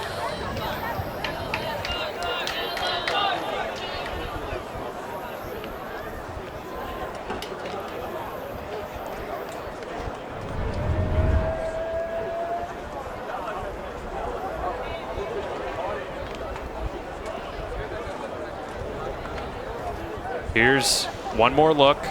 The stall count was rising. We had the attempted break throw from Claire Wang. It floated, giving multiple defenders a chance to converge on that spot. Let's see if we can bring in, here in our booth for the first time, Jana Hamaker, as we get a slow-mo look at the contact. What rules, what are you thinking about that could be at play as you assess this one? So obviously you're going to be looking at first a receiving foul. If there's contact in the air that causes, that could affect the play. But then for a dangerous play, what you're looking for is something like dangerously aggressive behavior or behavior that poses a significant risk of injury. And in this case, we will see what they end up ruling on the field. But the first order of importance here is taking care of the player that's hurt. Yeah, and then yeah. I was like, can you talk me through? We talked about a yellow card or a red card. Like, what is the difference between those two things in terms of the rules? Great to see Ella Bolin walking off. Sorry to interrupt you. Just wanted to point that out. Jana, please continue. Sure. So a yellow card is for. And that's a yellow card that's been issued to Lambert. Yep.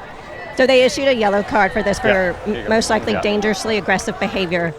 So she came in really fast on that and too hard.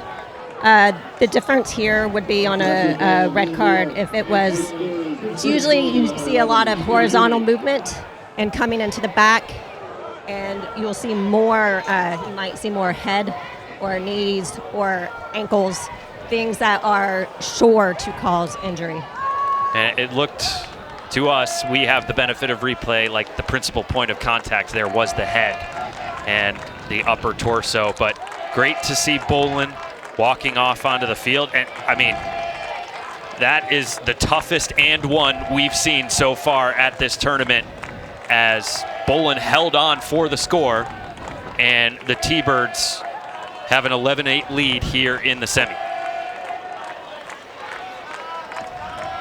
It's one of those things where you can see that the players afterwards feel terrible about creating that, but that's two for Stanford, I believe, this game, different players. 2 yellows, and again, that really comes into play if we get to 5. Sorry, Katie, continue. Yeah, but I'm going to say that the point, right, especially at this tournament, of having more of the yellow cards, more of the blue cards, is to draw a highlight to the behavior of players who are trying to, play good ultimate, but sometimes at the expense of player safety. And these yellow cards are a way to highlight things, so like that player could have pulled out of that when they realized they were not going to be able to get the disc first. Those are the kind of things that we as a sport have said that we want to prioritize player safety, and the yellow cards are a way to do that. A scary sequence indeed, and you gotta wonder, what is that gonna do to the energy for both of these teams? As the Superfly O-line gets back out there, the deep shot sails out the back. McCotter Hewlett with a little too much on that one, and Marshall, who's been doing everything for this team,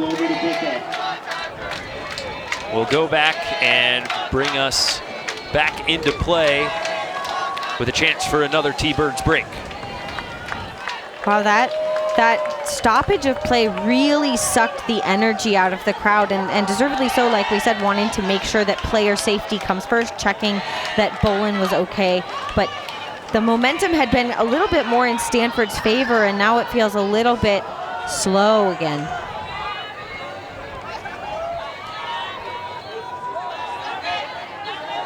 And that throw just slipped out of the hand of Izzy Lynn. No contact or anything.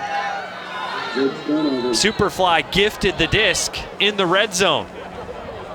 McGinley Smith up the line. Harper Bear is in the end zone. A circuitous path to a hold for Superfly. Yeah, circuitous is a good word for that, Ian. That's a Superfly score. Every time I feel like I have a handle on what this game is or how it's gonna go, I feel like we've had, different eras of game. We had the beginning era where they trade. We had the break era where they went. But Sage McGinley Smith has been a player who's really been involved in all of them and has definitely made an impact. McGinley Smith now with 5 assists and a goal. And I'm with you. We had the opening stanza where the teams were feeling each other out. And we had so many trading turns. Scores, and it was 2-2, and then we had the 5-0 run, and then the 4-0 run. And then we had the long halftime with the Callahan presentation, and then coming out of it, there was a break, and then we were trading, and then we had the pot. It's everything. It's all of the things. And honestly, that is what you would want in a semifinal. But I'm just saying, like, if I'm writing the script of how this game is going, they are not following my direction. They are on their own journey, these two teams. What do the Ultimate Gods have in store in the remaining points here in Rockford? Here's Grace Liu. Gets it up to Wang. I was going to say, you can see their shadows so long. The sun is getting so low. Marshall faking. Marked by Philippek here. Resetting to Liu.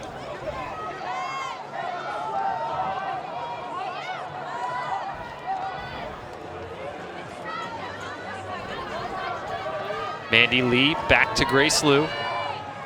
Tight window to Marshall.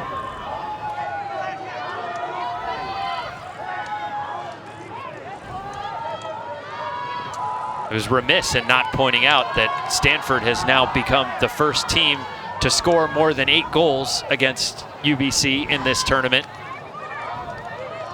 I'm glad you brought that up, Ian, because that had completely eclipsed my mind.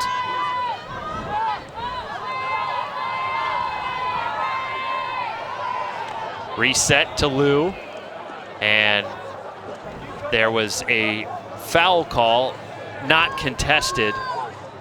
Lee had called it. All right, on when y'all are ready. Fresh count for Liu.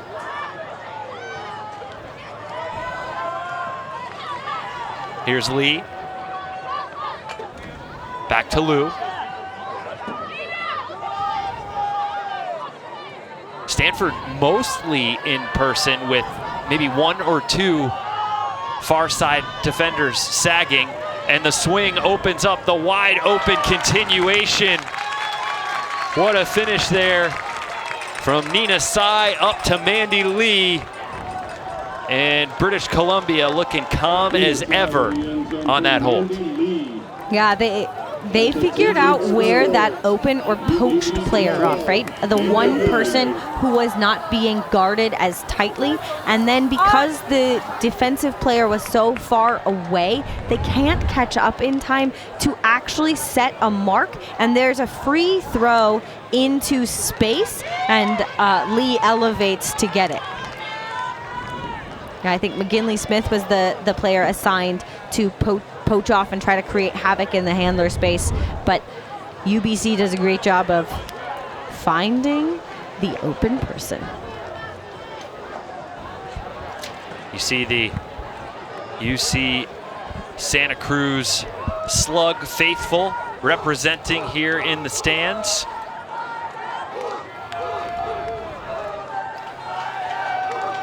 Some flair from Nationals. One of the parents making those, and absolutely everyone was asking them, do you have more? Are you selling them? Can we get one? They're so cute, but they are handmade. So not everyone can have one, but I'm sure if the Slugs wanted to do a fundraiser down the line where they sold hats, there would be a market. Kathy Huang on the pull for the T-Birds. Philippek looking to get things started for Superfly. Not on the same page with Hawkins there. Shaylin Wu resetting as the T-Birds hope to convert another break. And instead, that pass is incomplete. Philippek pumped the flick, then hucked it. Hawkins, the intended receiver. Great defense there from Zito Fung. The crowd does not love that foul call from Hawkins. I agree. See if we can listen in and get a look at a replay. This affected the outcome of the play. Okay, I do.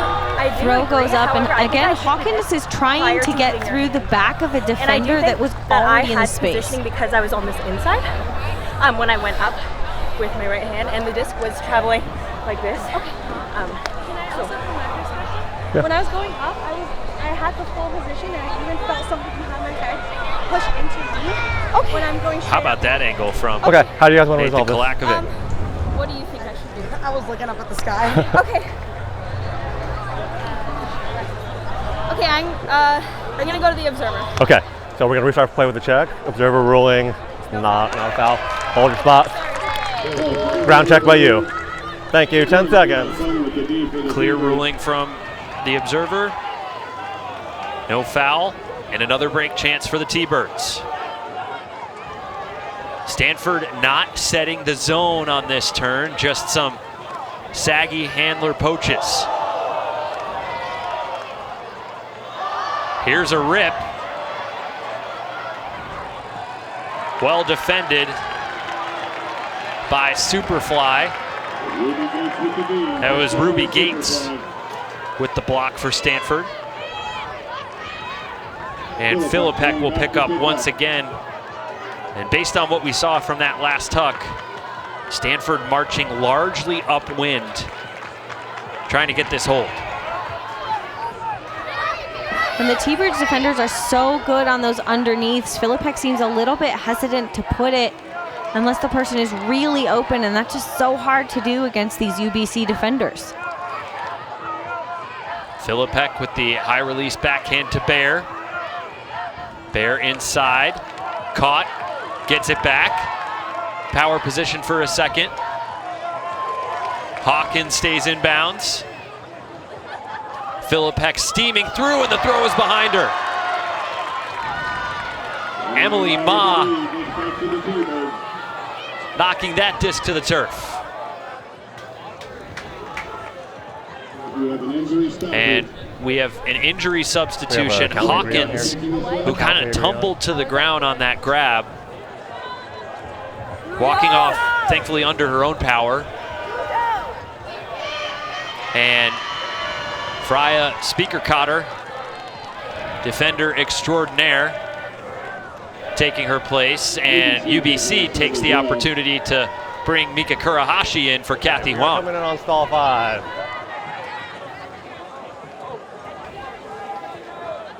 You're allowed to do that 1-for-1 substitution, so each team gets a set of fresh legs. Zito Fung up to Izzy Lin. Kurahashi's next. Speaker-Cotter was hunting for a poach there, couldn't get it. Same for Filipek on the next throw.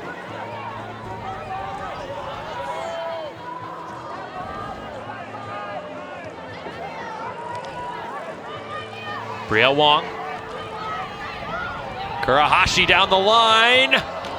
Brielle Wong is there. I tell you what, Mika Kurahashi has had a couple of exceptional same third, down the line, tight space throws throughout this game, Katie. Yeah, she's really got that flick dialed in, the weight of it, right? The combination of spin and power goes out into that space, and it makes it easy for receivers to get Brielle Wong so fast in that space, just churning steps ahead of the defenders. You saw on your screen just a moment ago, Ella Bolin walking back to the UBC sideline, which is a great sight to see. But right now, we got to focus on the impact Mika Kurahashi is having for this T-Birds offense. Yeah, and her impact is maybe quieter than in previous season, but I would argue that she's gotten so much smarter and is able to attack space without having to make those big layout grabs. She's just so much better at seeing the space around her, making her teammates look good. You can see steps out wide, and the angle of that disc comes back in towards the receiver fast enough that not even Speaker-Cotter can get there. So the T-Birds with another break. Going up by 4. And there's Ella Bolin, who got trucked by Lambert earlier. Lambert was issued a yellow card, the second yellow card issued to a Stanford player in this game. And it's great to see Bolin at least back on the sideline with her team. And a lot of work left to do here for Stanford. And not a lot of time to do it. With 3 minutes left, that is until the soft cap.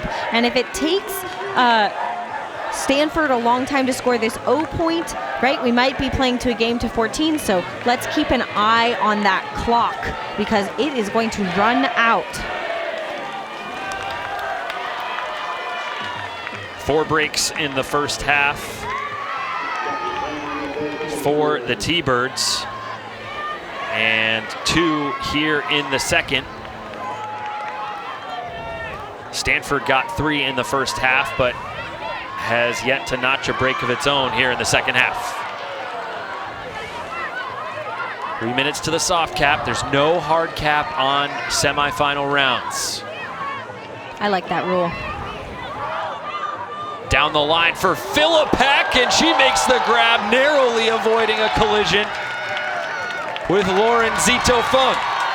And honestly, it looked like Esther was doing the majority of the work to avoid the other player. We talked about that 90-degree angle, somebody going upline and somebody coming into them at a 90-degree angle. And that's, I would say, the most dangerous article, and I wouldn't be surprised if they're talking about issuing a yellow card for that, because again, that's the same pattern that we're seeing dangerous plays happen. And here's another look at it. Philippek going upline, right? And Philippek does the work to avoid the other player coming through.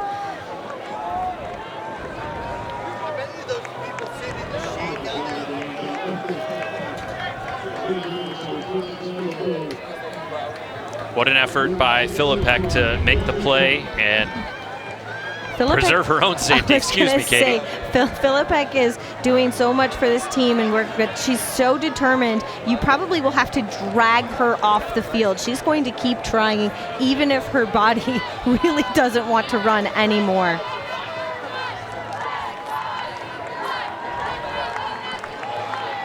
So a yellow card is being issued to Lauren Zito-Fung by observer Sam Shapiro. And we saw that replay multiple times. It was Philippek who had to pull up to avoid the contact. Yeah, and I also want to emphasize that nothing that I have seen from players today is malicious in any way. It's really an awareness of body control and contact and how your body position kind of impact another player, because we really don't want to see injuries, and those are the places that we have regularly seen them in this sport. No Ella Bolin, of course, on this O point for the T-Birds. Slap, do you have an update for us on her status? I had a chance to talk with Coach Edward Guo, and he has indicated she will not be returning to this game. Unfortunate break for the T-Birds, but great to see her in the tent, back on the sidelines, as her teammates navigate the Stanford zone here and try to force game point. And there's a sneaky one from Marshall to Kurahashi. Kurahashi very good in those small spaces. It's been a while since we've seen that zone, and we heard Coach Shayla Harris talking about how they were going to bring that back. But UBC's players have learned that. They learned the tactic to beat it, and they executed it very well against a zone that has been so difficult for other teams in this tournament and all year long. Here's another look of them swinging. You can see them get the disc ahead of where the defenders are, and they're coming into that space. Kurahashi waits and then accelerates into that pocket, jumping in, and the defender doesn't have time to be aware that she's there in order to close the window and make it impossible to throw. Marshall also does a great job of faking, right, to move the defenders, and doesn't really give away where the disc is going to go next.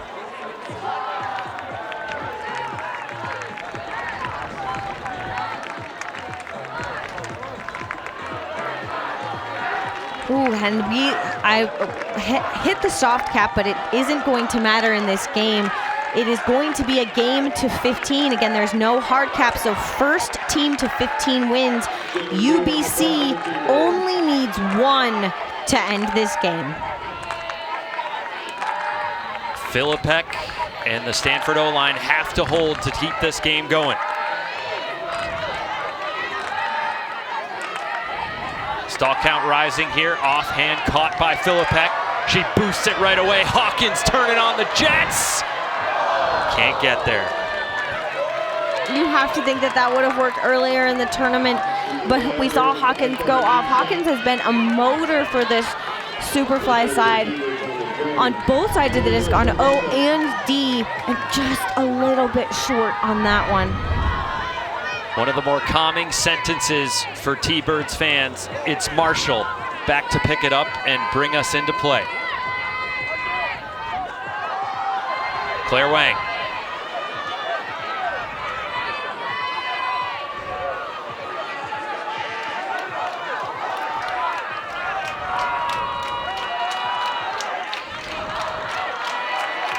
Stanford has to get the disc back here and score, or the game will be over with a T-Birds clincher.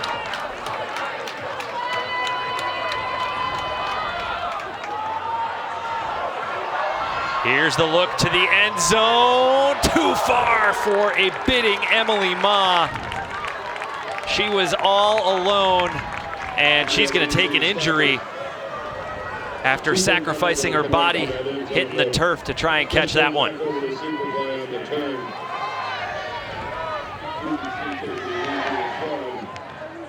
Brielle Wong thought about that a little bit, hitched the throw and then put it anyway because there was so much space. But that disc where it's coming over the back of your head and you're trying to read it is really difficult. Ma does a great job to almost get there, but that's a really difficult catch. Izzy Lee takes her place after the injury substitution. Philippek catches and rips. What a beautiful shot there to Annika Kwan. Looking for a reset. Has to go across the field. It's hanging and it's caught. Second time's the charm, excuse me, for number 22. Amelia Hawkins, but there was a stall call. Hang on, come back. No, well, we don't know what's happening with the disc yet.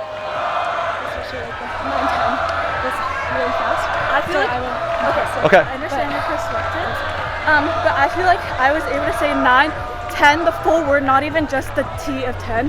Like I was able to say 9, 10, and then you were still. Okay, I think we got it. How do you guys want to resolve this? Yeah. Okay, the observer ruling, it is not a stall, so that's a goal. Yeah, sped up right at the end. Clear speed up.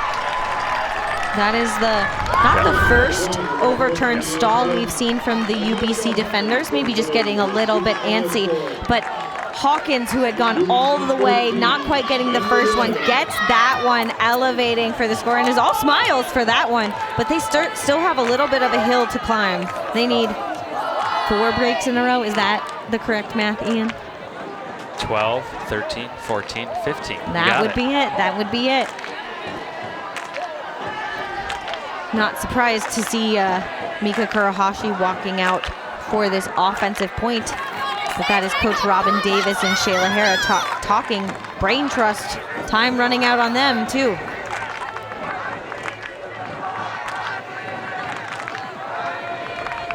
Edward Guo looking to lead this team back to the title game.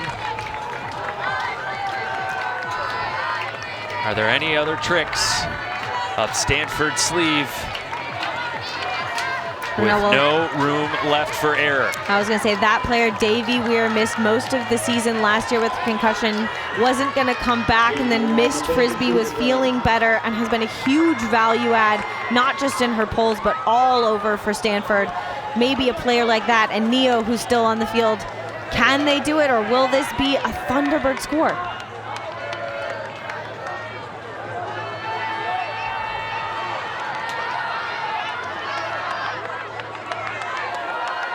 Here's the floater looking for Marshall, and of course she catches it. Jung takes the safe option. UBC can smell it. The T-Birds in the red zone. Marshall off the front. The high release to Kurahashi. She's in the end zone. And the T-Birds are going back to the finals.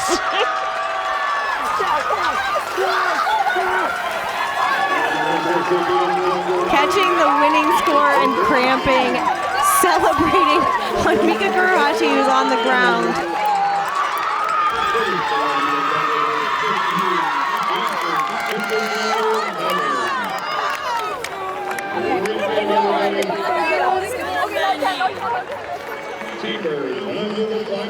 Well, for the first time this tournament, the T-Birds concede more than 8 goals, but Stanford's 11 scores are not enough,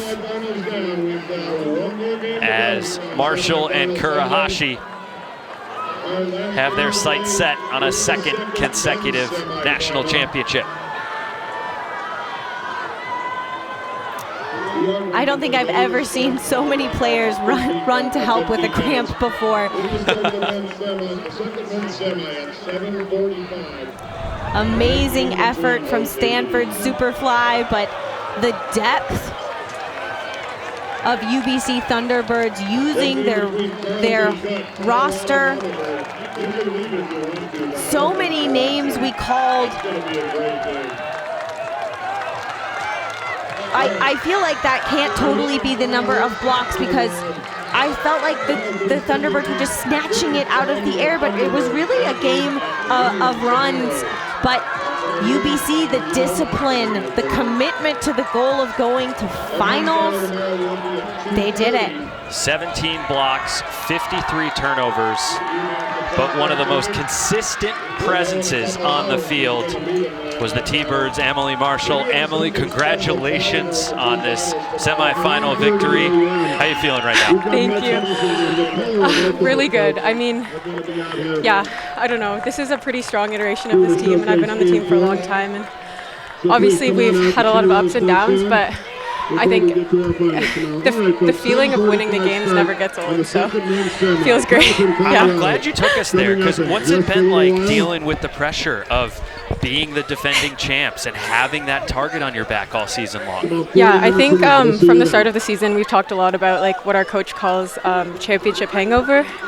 He's talked a lot about, I think our coaches in general have emphasized that it is really hard to win a championship twice, and obviously we're stoked to be going to the final and being contenders for that. But yeah, it's definitely not something we took lightly, and we were very intentional from the start about recognizing that this is a new team and a new year, and we have to put in just as much work, if not more, than we did last year. Yeah. And I was going to say, Stanford really made you work. What was the difference in that game from your perspective on the field? Oh, I mean, I think obviously we're a team that plays a lot of person. We aren't super used to playing zone. I know a lot of our O-line handlers like Ella, Grace will cook zones, and they love it, but all the same we don't actually practice it that much. So I think that was definitely a big adjustment, and then also having them zone our D-line was something that we're definitely not used to. So that was a big adjustment in the first half, but I think we eventually figured it out and were able to reel it in. Yeah, I feel like some of the best players talk about they're at their best when they're not thinking out on the field. They're just in the flow state. Yeah. But obviously a zone like that forces you to put a little bit of thought into what you're doing with the disc before your next throw, and you were such a calming influence navigating that. Was there anything going through your mind, or was that just muscle memory out there? I mean, I've played D-line for a long time, and I think that's, I guess, part of the mentality that I brought into the entire game, because once we get the turn, we know how valuable the possession is. So I guess just maintaining that mindset even through the zone O was something that helped us. Just like work it in slowly, pass by pass. But yeah, it definitely wasn't easy, I will say. It wasn't, not to move too far ahead, but winning this game tomorrow, a repeat matchup against Carleton. Seems like they've been on a revenge tour all year. Has that been something you're focusing on, or? I mean, I think obviously we're aware that Carleton's a strong team. We've played them a few times, and every time we've played them, we've prepared for those games. But I think coming into this tournament, we knew that we'd have to take it one game at a time, and there's no point in looking too far forwards because we had to win all the other games to get there. So I think the focus will definitely be on that now that we've won. But yeah, it's been definitely just one game at a time for the last few days. Well, we know you're now late for the team's mandatory 20 to 30-minute power nap, so we'll let you go. Thank you so much for your time, Emily, and looking forward to seeing you on the field tomorrow. Thank you so much. Thanks. Thank you. Thank you. Congrats. The T-Birds win 15-11 over Superfly, and here's one more look at the Discraft play of the game winner, and the championship cramp from Mika Kurahashi. I really want to make a championship joke, but it's not. That's going to be tomorrow. Okay, all right. This is the semifinal. Well, thank you so much for joining us here on Ultiworld. 3 semifinals down and 1 to go. Colorado versus Carleton coming up at 7:45 Central. For Manisha Daryani, Katie Killebrew, and our entire team, I'm Ian Toner. We are so grateful that you joined us here on Ultiworld. But semifinal Sunday rolls on. UBC and Carleton will meet again in the Women's Championship tomorrow. But we still got to figure out who's playing UMass in the men's final. 15-11 UBC. Carleton, Colorado coming up next.